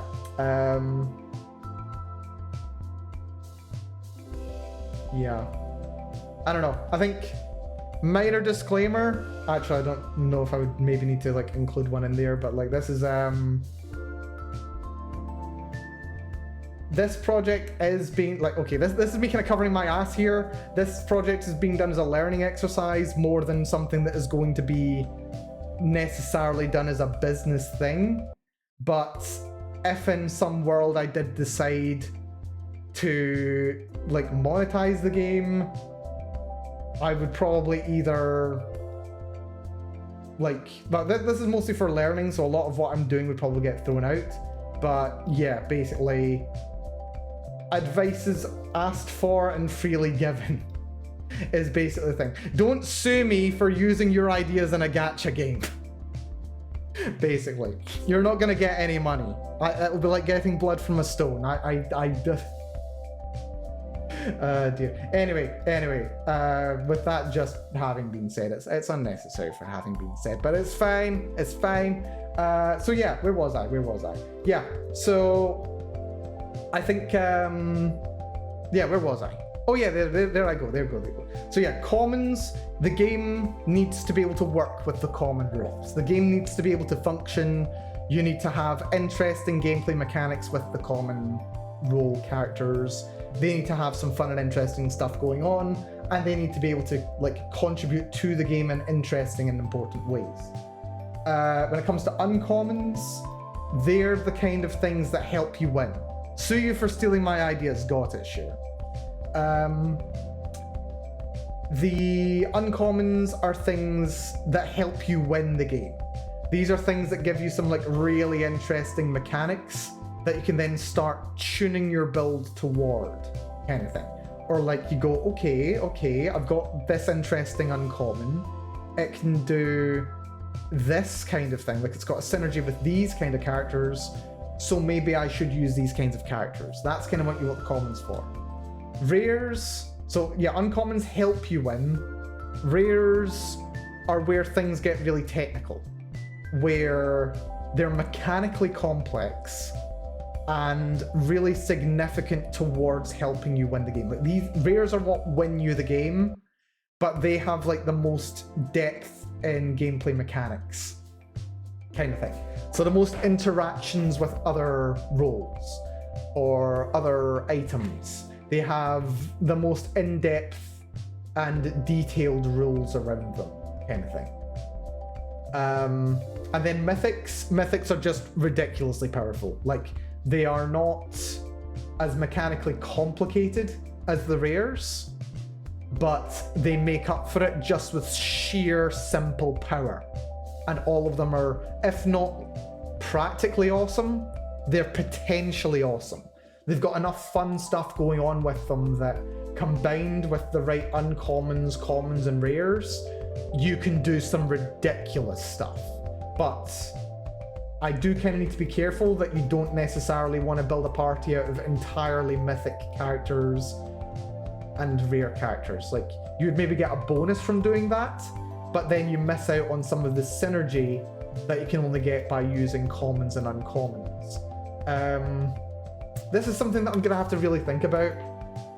I think this is something that's going to be explored more through equipment slots and items and the way that you go about leveling up your character or characters.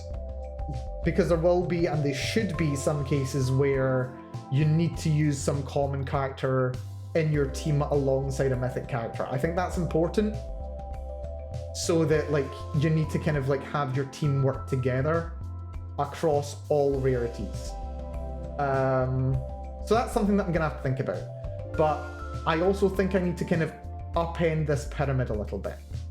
It's gonna look a little bit more I don't know, I kind of want to say this is developing country population pyramid. Okay, it's not the best way of putting it, but here we go. Developing country population pyramid, with the sharp taper. There's a large cohort at younger generations. And then compare that to population graph of more developed countries, where there's starting to have a larger grouping towards the higher rarities, and then it kind of tapers towards the lower rarities, potentially. So yeah, that kind of thing, that kind of population thing. And before each description is a 10-page essay. Yeah, we're not gonna have to worry about that. There are, again, from Magic the Gathering, some very, very good tools and pieces of advice and information regarding how much complexity you want to include on a Magic card. And we're probably going to be following something very similar for this game, I think. But that's going to require a lot of playtesting to figure out exactly what I want to do. I think I'm still going to focus on the commons first, although I'm going to, like, maybe not drastically reduce, but significantly reduce the number of things in the common slots. I'm thinking like maybe 2 or 3 characters, 2 or 3 pieces of equipment for each element. Down from what we've currently got, which is 10 for each element. So maybe like a quarter of the commons. So yeah, what was it here? Like mythic, rare, uncommon, common. So there were an MTG and gacha. So yeah, over here it was like 10 mythics, 35 rares. Wait, was it 35?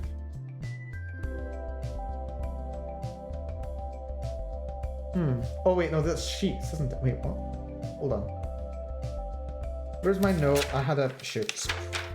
Tore a page slightly. What was it? Oh, uncommon was 40. Yeah, there were 40. Yeah, no, I'm getting mixed up between the sheets and I'm getting mixed up with the other stuff as well. Yeah, so it was...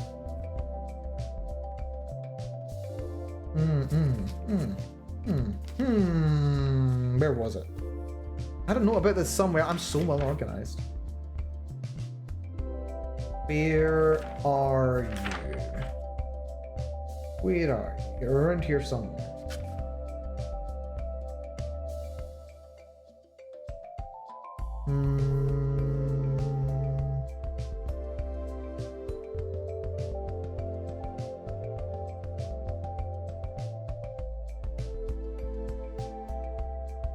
Where was it? Ah, it's 45 total. Right, okay. That's it. That's it. So yeah, it was 35. Wait, is it 35 total? Hold on. I know that there were 60 there and there were 40 there. Yeah, that's right. That's right. So we've got 60, 40, 35, 10. I don't know the exact proportions yet. I'm thinking maybe... Ooh, don't know. I do not know. I'm gonna have to really, really think about this. I've basically now upended my entire system. We're gonna have to do a lot of thinking. But we want it to be somewhat more the upper layers. So we don't necessarily want to do... I mean, let's just be dumb. Let's go... For the sake of argument, we'll say there's going to be... You know what, let's look at Princess Connect again. There was 18 commons. There were 21 uncommons, effectively. And there were 85 across rare and medium. So... How do I want to do this? 85 spread across 2. I mean, I could suppose like 15 and 70, but that seems like very highly distributed. I don't know. Something I'm gonna have to play around with, but like I could maybe say like this is like a suggestion. Let's see. Some of these, please. Carry it over. Let's go to like 30 here, and let's do 25 here, and then let's maybe make this 20. Maybe something like that. Maybe something like that. As a starting spot. But then that does give me a hell of a lot of rares. It gives me a hell of a lot of rares, and I don't know if I necessarily want that many rares. But yeah, make it a little more top heavy. Maybe not quite as top heavy as this. Maybe make it like I don't know, 50, 40, 35 or something like that. Or maybe like take that down to 30, take that to 45. Or maybe make that 25, make that 40. Something along those lines.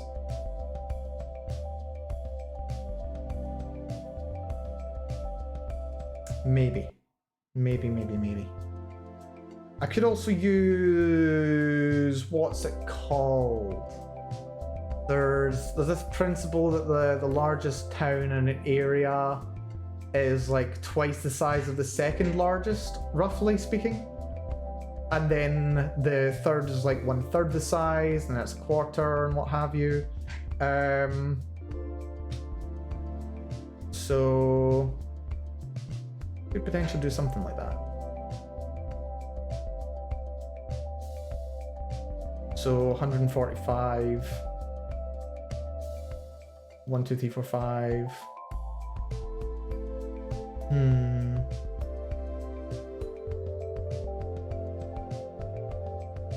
How do I do this?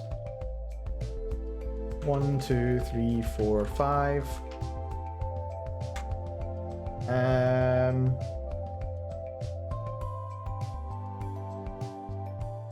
Where it's a total 145, I don't know.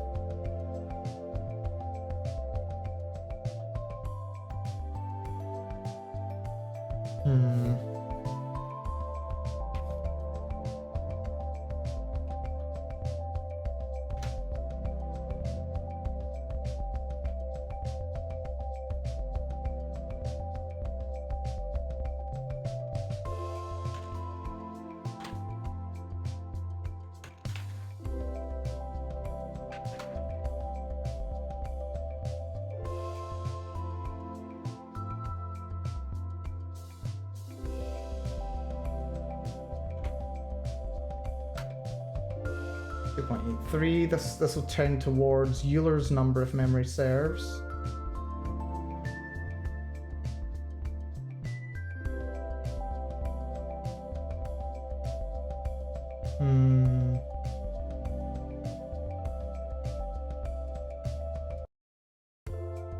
Then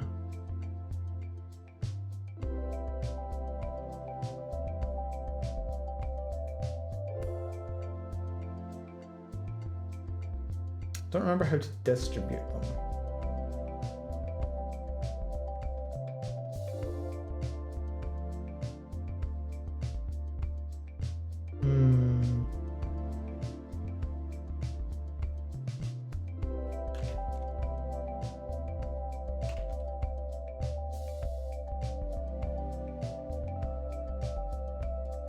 How do I do Euler's number again? There's no pi as a function. Functions E. I could just use EXP. Yeah, just EXP1. Yeah. EXP1. And if I add all these together, it should sum to a bit less than 140, but if this went on to infinity, it would sum to 140. No, it wouldn't.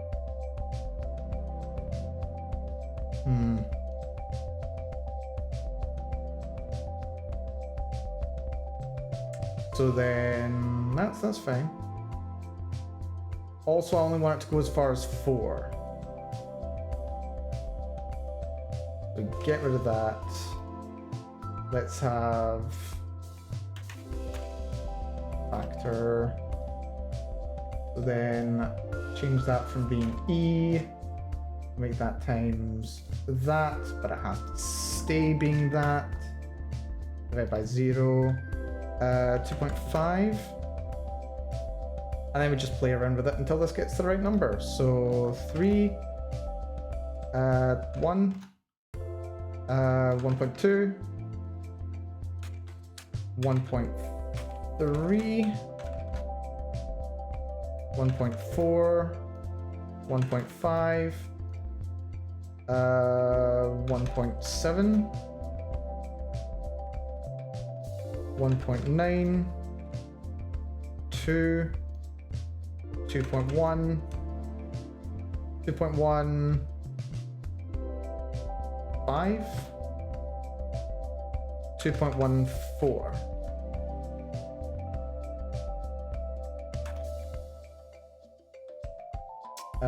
2.13.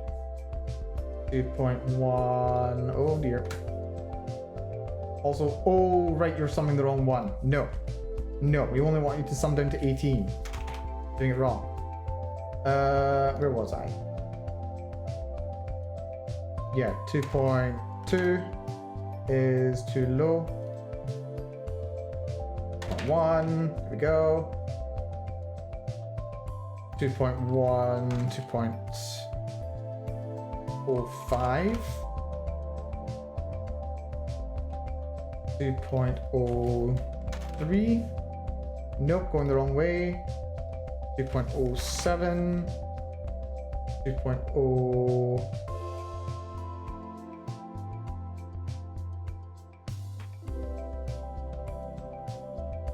2.06. No. 2.08. Oh dear. But I can just enter it but not move. That would be nice. 2.085. 2.084. 0.083. Yeah.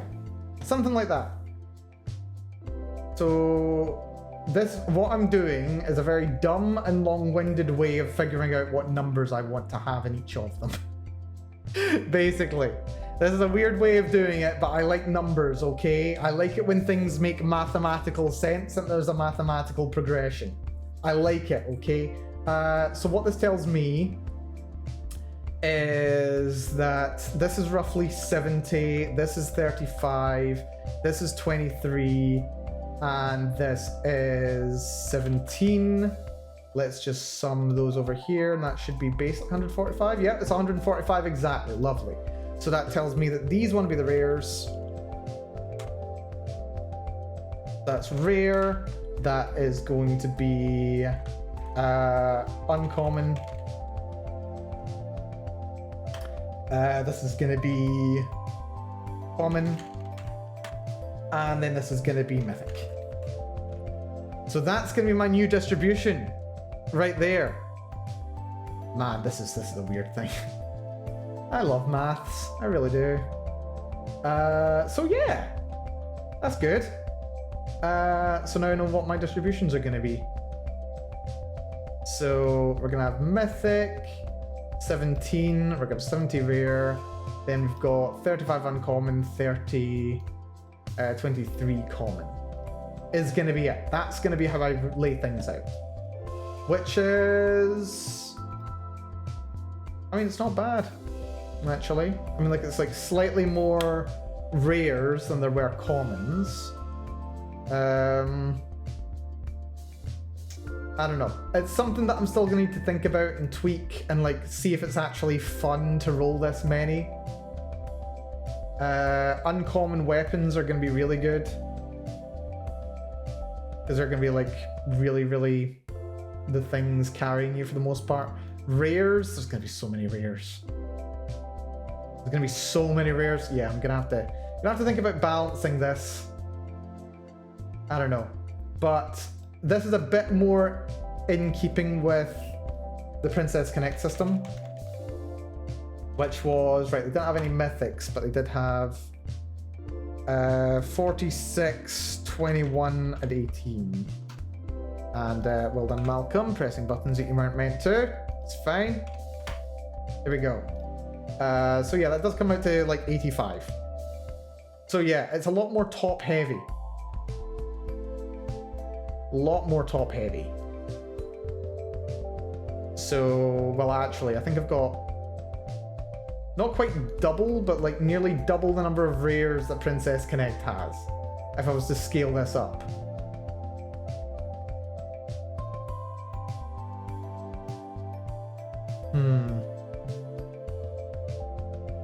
course, this is also distributed based on the assumption that I want 145 total rewards. And also it's just using some principle that is just derived from a completely different part of mathematics to what I'm working on for basically no reason. So fun, basically. Oh dear. If I were to... I can make these lower by assuming that it goes on into infinity. Just make this... Right, copy this. Yeah, hold on. So, copy, paste special. I just want the value, thank you. Let's make this first exponent 53, 26, 17, 13. Yeah. But that still assumes that I want 145 cards at the top, but it's not 145. Let's change this to being 14. Let's say rewards. This might be a bit more natural if we do things like this. So let's say it's not really rewards, it's like a relationship between this and rewards.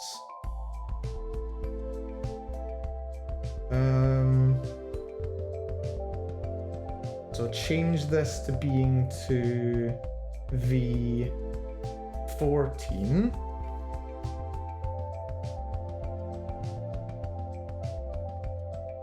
But change it here, being V14. And stretch it down to these, lovely. 145. Also well done, Malcolm, you've done it again. Here we go.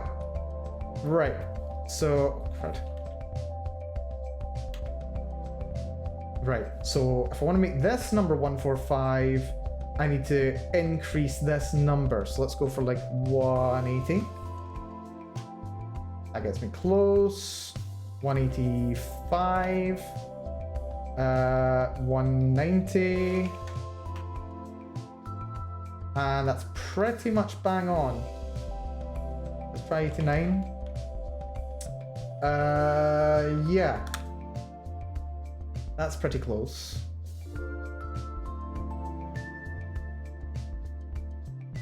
So now, let's have a little look. We've got 70 here, 35 here, 23 here, and 17 here. And now let's sum all of these. That gets me 145. Fantastic. So that would then be mythic. That's right. I've literally just got the exact same freaking thing. Exactly the same number. My goodness. Right. Well, that's fine. It's fine. 145 here. 145, lovely. 53, yeah. But I maybe want to do it this way instead. Because, like, if I make a small change... If I make a change to this, it disproportionately affects the number of rares. So I could theoretically do... let's see, this is going to be 53, 27, 18, 13. And that gets me my 111. So that could be a potential skeleton. I mean, like, it leaves things very, very light in the common territory.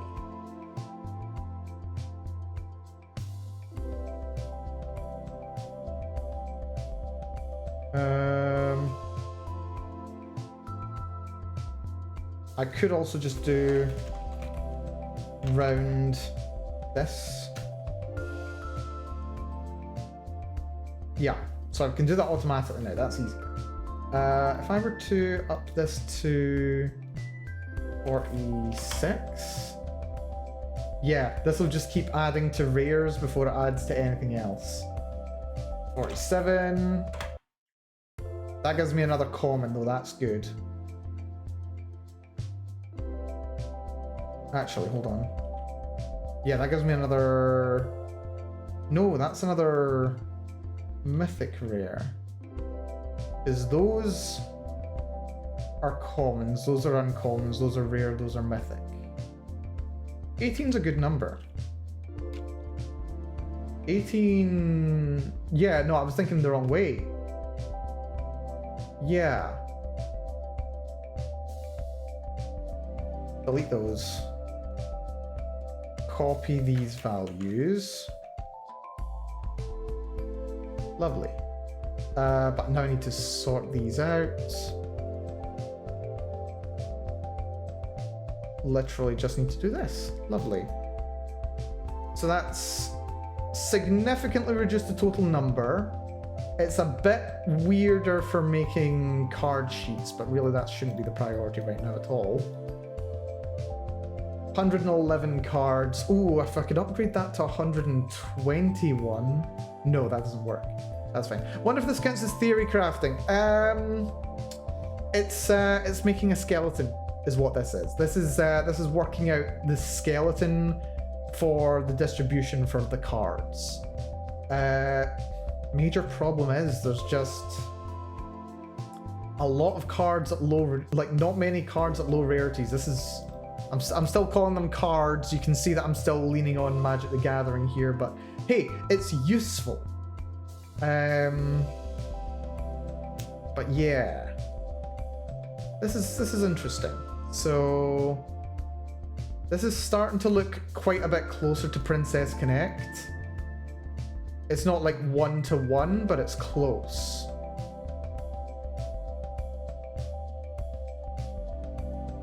Getting close. What happens if we set this to like 100? Yeah, then the lowest rarities go even lower. Princess Connect only had 3 rarities, 46, 21, 18. Yeah, they're nowhere near. Right, they work on a completely different relationship to the way I do, and to be honest, I don't think they used maths to decide what was a rare, common, or uncommon. I don't think they used any arbitrary... I don't think they used any arbitrary mathematical principles to decide what was a common, uncommon, or rare. That's just a me thing, okay? But yeah, this is more interesting, but this is workable. Where'd that 27 come from? That was with 146, wasn't it? Yeah, that's where that came from.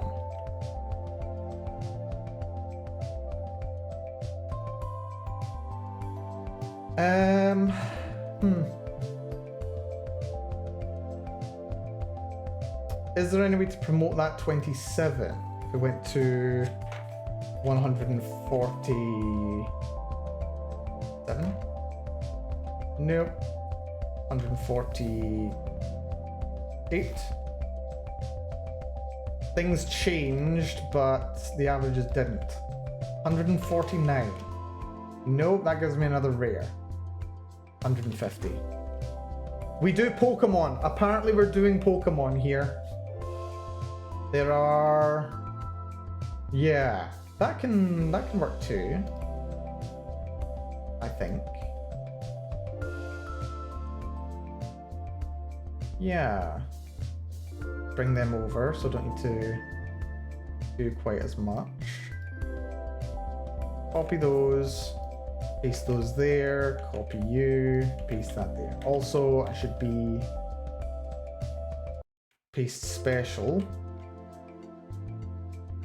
Copy. Paste special. Lovely. Wait, I did that wrong. Well done, Mal. You end up pasting them in the order that they were supposed to go after all. That's fine. Right, okay. So that gives me... Let's see, there's basically... there's 18 divided by 5, which is like 3 each at common. That might be a bit low. Might not be terribly bad, but it's a bit low. Don't you mean it looks excellent? Yes, yes, yes. I see it. Also good to see you, Tetris. Good to see it. Your game looks like Excel. This is not the game. This is the planning for the game. Also, I just realized how far off to one side we are. Yeah, this is the planning for the game. This is the planning for the game. I don't know why you're bonking me, Kurobachi. It was TV's joke. My goodness. Anyway, yes, we're currently like designing the game. We're thinking about how we want to do the game. I've also realized, like there's effectively 7 elements in the system. There's, you know, fire, water, earth, metal, wood, and also what are the other ones? They are light and dark in this system. And divided by 7, that's only 2 each, and then there's like a smattering of others. So not everyone's going to be able to have like 2 characters and then a bunch of equipment. Or maybe there's also colorless equipment. Maybe there's also like non-aligned equipment that's not related to any of the elements. That could be a thing. Maybe. I don't know. Will there be hedgehogs? We can look at having hedgehogs. Hedgehogs is a thing that we can have. I'm pretty sure I can find a reason to include hedgehogs in the game. I like hedgehogs, actually. I fond memory of seeing a hedgehog at one time. It was nice. Well, the memory itself isn't very fond, but the hedgehog was fun. The hedgehog was the best part of the memory. Dear. Yeah, love the little hedgehog. Anyway, yeah, this is potentially workable. I need to think more, I think. Because I think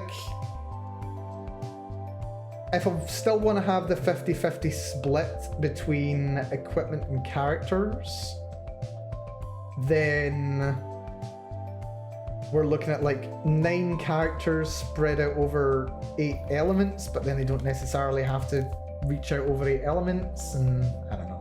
I might even want to just like round this up to 20 so that I can have half being equipment, half being characters. Or like I can have like 1 piece of equipment for every character plus all the default equipment, because there should be default equipment as well and it just gets overridden. Potentially, I don't know, we'll see. I still need to figure out how the system's gonna work. Like maybe there's like default equipment that can be overridden by certain things. Maybe what was it? Why are we doing this? How did I get here? Why am I working on this? There was a reason for this. Oh yeah, no, I was talking about the rarities and how they're distributed, and we just ended up going off on a massive freaking tangent like this. I was supposed to be like talking about what I'm going to prioritize, but this is not actually the priority. This is just me getting sidetracked. My God. Oh dear. Right, it's fine. We'll finish this thought and then we'll move on to what my actual plans are, because we've been going for a bit over 2 hours now. I'll probably wrap up in like 20 minutes. We'll see. So yeah, if I go for 20, that means that each of the elements can have 2 characters.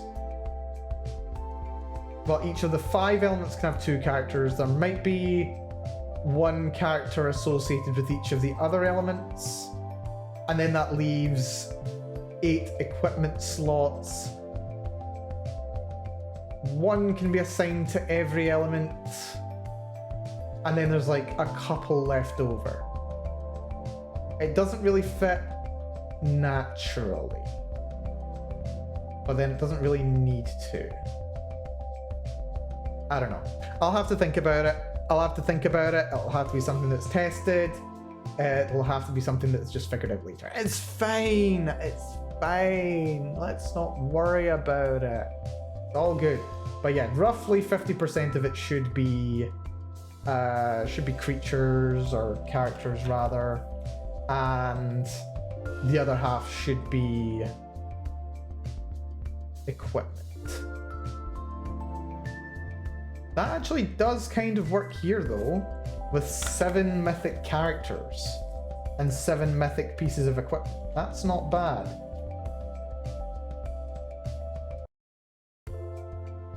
So maybe I do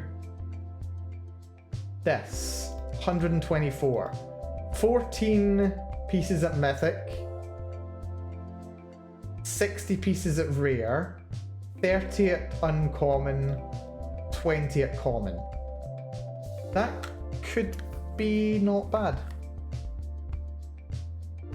That could be not bad. It's a lot. So this is going to be total gacha. And then this is going to be characters. So there's going to be 7 characters. There's going to be 30 at mythic. That's 1 for each element. So there's going to be 1 for each of fire, water, earth, metal, wood, light, and dark.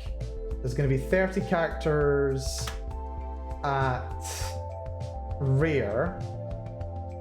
That doesn't divide very easily among 7. So maybe I'll go to like 56 so that this can go to 28. So it can easily divide among 7. Because then there's 7 elements. Then there's going to be 28 characters. So that's 4 characters per element. Or potentially 5 characters per... Oh, wait, I did do that. 28. Or there could be 5 per base element and then 3 left over. Maybe. I don't know. 30 means it's going to be 15. And 20 means it's going to be 10. So that'll be the character distribution. Which could work.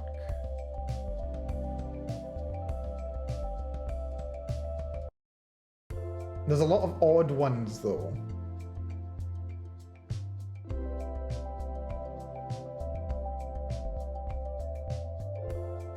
And also 10 characters, but 7...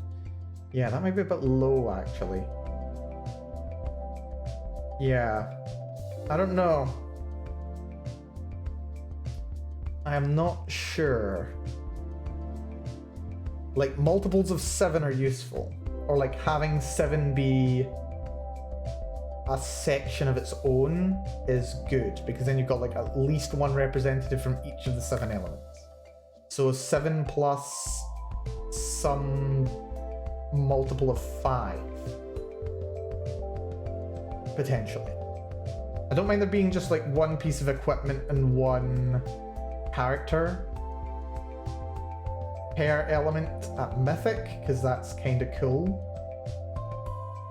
Oh, also I've not even thought about like other effects. Like I might want it to be like a team effect. Or like a team buff or a team enchantment slot. But like every party gets like an individual bonus that they can carry with them. There'll be some characters that give bonuses to their party, but there'll be like a separate like team equip slot, potentially. It doesn't necessarily have to be a gacha reward, but it could be a gacha reward. I don't know. Maybe those would just be kind of like traits. Like the traits you take at the start of an RPG that like has a massive effect on your exact playstyle, but instead of at the start of the RPG, you can just like choose it for whatever party you're in. Maybe. I don't know. And they can have like different uses at different times. We're getting in the weeds of many gameplay mechanics. I love it.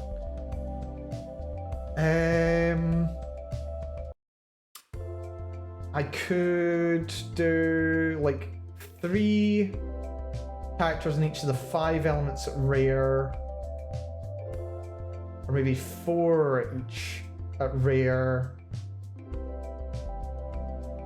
I don't know, it depends on the lights and darks are kind of throwing me out. Like, I want them to be characters that fully embody the light and dark elements, but I want them to be really rare because they are pretty powerful in their own ways. So, or my intention is for them to be pretty powerful in their own ways, but they are rare, even within their rarity. So, I don't know. I'll probably have to think on it some more. This isn't something that I need to worry about right now, but it is helpful. It's helpful having a skeleton. It's helpful having this idea of how my character is going to be distributed. And the elemental system is my basis for the game systems, even if it isn't necessarily fully fleshed out, but it's going to be the basis. So having some representation of that within this system would be very good. What if I did 14 and then 3? Yeah. So 15, if I had... Let's look at the light and dark, actually. Let's think about the lights and darks. So I want there to be well, characters first of all. I want there to be 2 of them at Mythic. There needs to be like 1 representative of each at Mythic. That makes sense. I want there to be a representative of each of them at Common. For Uncommon, I could maybe get away with like 2 of each. And then for Rare, maybe I could do 3 of each. But is that too many? Out of 60 characters, you know, that's not too bad, actually. Assuming that there were 60 characters. 11's not bad. Like, that's effectively like half as many as any other element. Each. So that just makes them rare by default. So yeah, I'm okay with there being characters 2, we'll call this, why not? So yeah, there's going to be 7 in this slot. There's going to be, yeah, I want 1 representative of each there. I think I want 2 characters here as well. Well, 2 of each character at Common. So that's going to be 10 plus 2 is going to be 12 characters at Common. I want it to be 2 representative of each Uncommon, as well as like maybe 3 of each there. Like maybe 19. And yeah, so, and then let's say I want,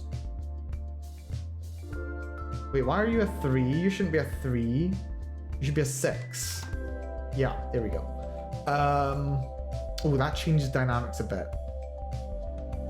We'll see how this looks. We'll work this out. This is fine. And yeah, if I want it to be 3 of each here, so that's 6, and then 4 of each of the regular characters, that's 20, and then 6. Takes us to 64, but that's well off of what I was thinking before. Like, we could do a lot more characters.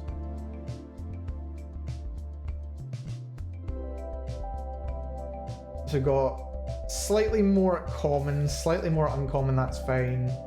Oh wait, no, because we've got 26 and there should be 28 at rare. That's not even too bad. And that comes to 64, which is just a nice number when programming. Hello, sexy.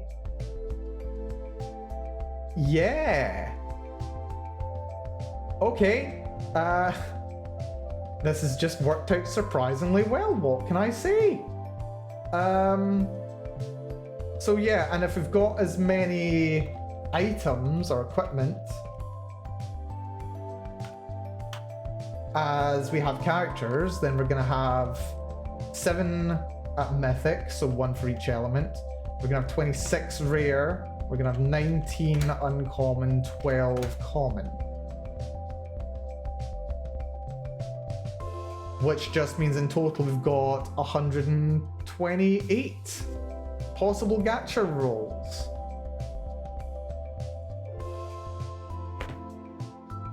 I have my skeleton.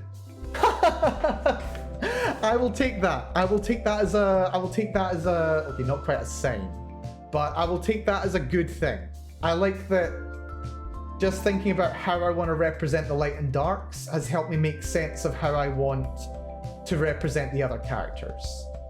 Like, the light and darks are the awkward part, so start with the awkward thing. Start with the thing that's most difficult to figure out and move from there, which is very helpful. So yeah, basically however many light or darks I want represented, so I want 1 of each at common, 2 of each at uncommon, 3 of each at rare, and 1 of each at mythic. Then I add whatever number for each of those times 2 for each of the other ones, so times 5, which gets me that. For every single level, except for the top level where it's literally just times 1, because I don't want it to be like as many rares as there are commons. So yeah, I think this might be my characters list right here. And it's not 1-to-1, but it's very close. It adds 2 more commons, it adds 4 more uncommons, it takes away 2 rares, which were a bit too bulbous for my liking anyway, and it keeps me at the nice natural number of 1 each per mythic. So I think this is going to be my new design skeleton, folks.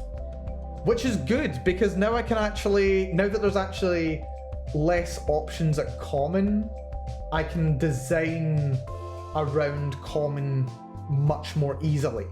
I can give each of the elements a more distinct identity because they're not overlapping so much in stat values, which is going to be really huge. This has been incredibly productive. So, yeah, next steps in a couple of different ways. Also, hello Mirror the Master, good to see you, welcome to the stream.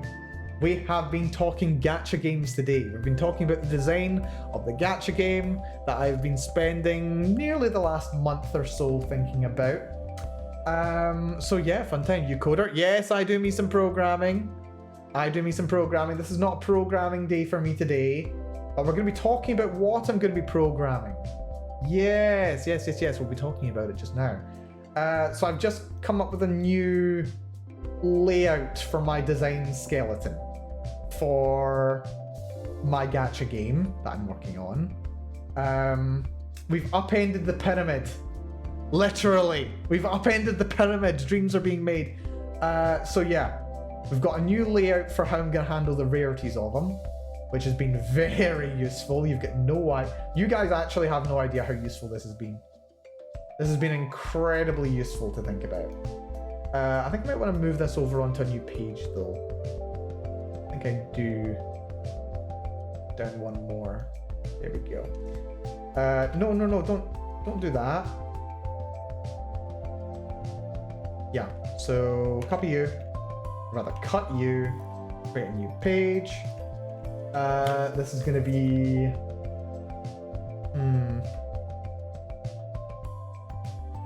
Ooh, rarity distribution. worksheet. There we go. There we go. So yeah, this has been really productive actually. So yeah, now I know what my rarity distributions are going to be. I can actually look at designing some characters to work around this, or like some template characters to work around this. So yeah, as far as the design thing goes, I am going to be looking at filling out my new commons, which is going to be nice and easy because there's only 14 commons. Well, okay, there's 24 commons overall, including equipment, but that's going to be so much easier to balance. It's going to be a lot easier to balance at all with so many fewer characters as well.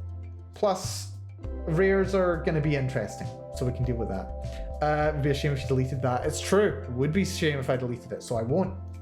So yeah, we now know how many pieces of equipment and how many characters are going to be available at each rarity. So I can now play around with this. I can just have some fun with this. And I am going to... So I'm going to fill out that. That is going to be my next step on the design front. Thank you for the save redeem there. Let's save that up. Thank you very much. Actually coming in handy there. So yeah, we've got that. On the design front, I will come up with a new design skeleton. But on the coding front, and not just on the coding front, also on the design front, I need to think about how I'm going to implement speed and or initiative into the system. I think having speed in the system to decide like the rates at which people attack is going to be like an important step. I think it's going to be a good thing for creating a bit more of an identity for each of the elements, and also for also just for balance and just for making the game more interesting as well. So I think figuring out how to implement speed and then factoring it into the auto battler mechanics as well, like the threat opportunity system that I discussed last week, is going to be kind of useful too. So that's going to be something that I look at on the design / R&D front. As far as programming is concerned, I'm actually going to do some programming this week. Believe it or not, I have set aside time specifically so that I can do some programming this week. That is going to be part of my plan. Not just for the game as well. The game is going to be chill programming, but I'm going to be trying to do some more serious programming as well. Actually, who am I kidding? The game programming is also going to be serious programming. Dear me, I just don't know when to stop. So yeah, programming, it's going to be... Let's see. I'm going to look towards making a minimal alpha. So I'm going to like implement the basics of the gacha system as it currently stands in some capacity. It's going to be possible to do rolls. It's going to be possible to do some kind of a battle. There's not likely to be a GUI. It's going to be very bare bones, but I'm going to have a testable, playable alpha. There's going to be no GUI, no art. It's going to suck, basically. But I'll have something that I can use for more testing. So yeah, very fun. I've also written some notes about how to go about implementing the speed and the DPS. Like, some people will be able to attack faster, but for less damage. Some people will be able to attack slower, but for more damage. In different situations where that's going to be useful. And yeah, potentially some positional stuff as well. Although that might just be loosely enforced rather than specifically enforced. Also got some notes thinking about traits, tribes, mechanics, keywords for like more advanced gameplay mechanics, but I think I still want to just have a basic conga line of death system that I can then build those on later, but I will start thinking about that. AoE attack damage ranges, also gonna have to think about that, but I think I'm gonna have like 2 different combat systems that can explore different mechanics and then see what works between the 2 of them. So yeah, that'll be fun. And yeah, I think that's the big stuff. That's like the big stuff. So, oh, also server features. I'll maybe look at adding like a friends list and or message system. And I'll consider setting up like guilds or companies rather between NPC or like between players, and then think about, you know, other systems in that line as well. Maybe a leaderboard or something. We'll see. Anyway, I think I've been talking for more than long enough. We've been going for 2.5 hours, which is amazing, to be quite honest. So yeah, I think we'll look at calling the stream here. I have been surprisingly productive over the course of this stream, while talking about all the game mechanics, which has been very fun. I've gotten over a significant hurdle that was kind of like in my way, and also learned and thought a lot. So that's been really good. It's been really good. So yeah, I think we'll call an end to the stream here.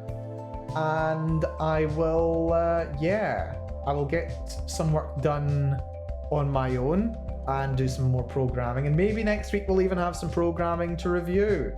Maybe we'll even have a, like, working demonstration, if not. Like, because we've not actually had any major coding developments since I made a test version of the combat system. And that was literally just one to just like get some combat mechanics rolling. So it's been a while since we've had a proper test of it. So I think next week I'll try and come up with a little combat demo test thing, and maybe be able to play around with some gacha as well. So we'll see. We'll see. But yes, that's going to do it for me. Massive thank you everyone for coming along today. I really, really do appreciate it. Special thanks to Araxis for the raid earlier on. I really do appreciate it. Hopefully you've all enjoyed your time here. Hopefully you've found it interesting and insightful. I think I'll maybe be starting my streams a little bit later over the next week. I think I'll be starting closer to around about this time. So starting about 4 p.m. my time, that's 3 p.m. UTC plus 0. I think is going to be closer to my start time over the week ahead of us. I don't expect I'm going to have a stream tomorrow. I'm planning on... My plan was to visit some family yesterday, but that didn't happen because my sleeping schedule is currently a mess, so I'm very tired. So I'm hopefully going to be visiting family tomorrow, and we'll probably be streaming again on Tuesday, so look forward to that. Expect full schedule to be going up very shortly. But yes, with that all having been said, I have been Malcolm Bell. Thank you so much for coming along and for watching me and my process of thinking about and making this fun little gacha game. So yeah, until next time, be good to yourselves, take good care of yourselves, and I will see you all again very, very soon. Bye-bye, everyone. Bye-bye-bye-bye. Bye-bye.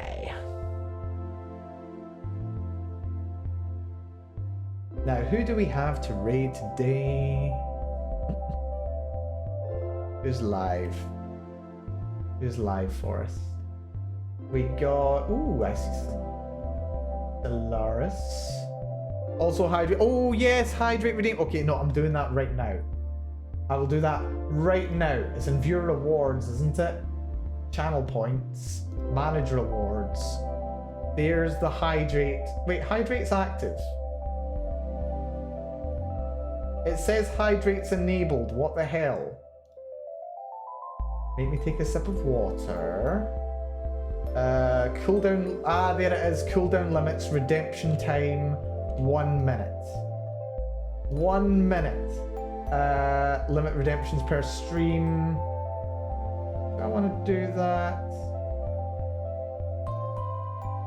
I think it's been set to 1. Right, okay. No limit on redemptions per stream. Maybe like Okay, no limit on redemptions per user per stream. Because sometimes I do long streams. Right, there we go. It should be working now. Give it a try. And I will actually hydrate. Try it. Do it. I dare you. I double dog dare you. Bet you won't. Bet you can't. No? Should be working. Seems like it should be working. Wait, can I do a hydrate redeem? Hold on. Redeem. There we go. Hydrate's back. Says temporarily unavailable. Okay, it will be back. It will be back. Anyway. Let's drop a raid on Valeria. Valeria's playing Stellaris. There's been new Stellaris update and I haven't played it. I haven't even bought it. What the hell? Anyway, take it easy all. Be good to yourselves. See you all soon. I will take care of myself, goddammit, as well. There we go, Valeria. Right, matane.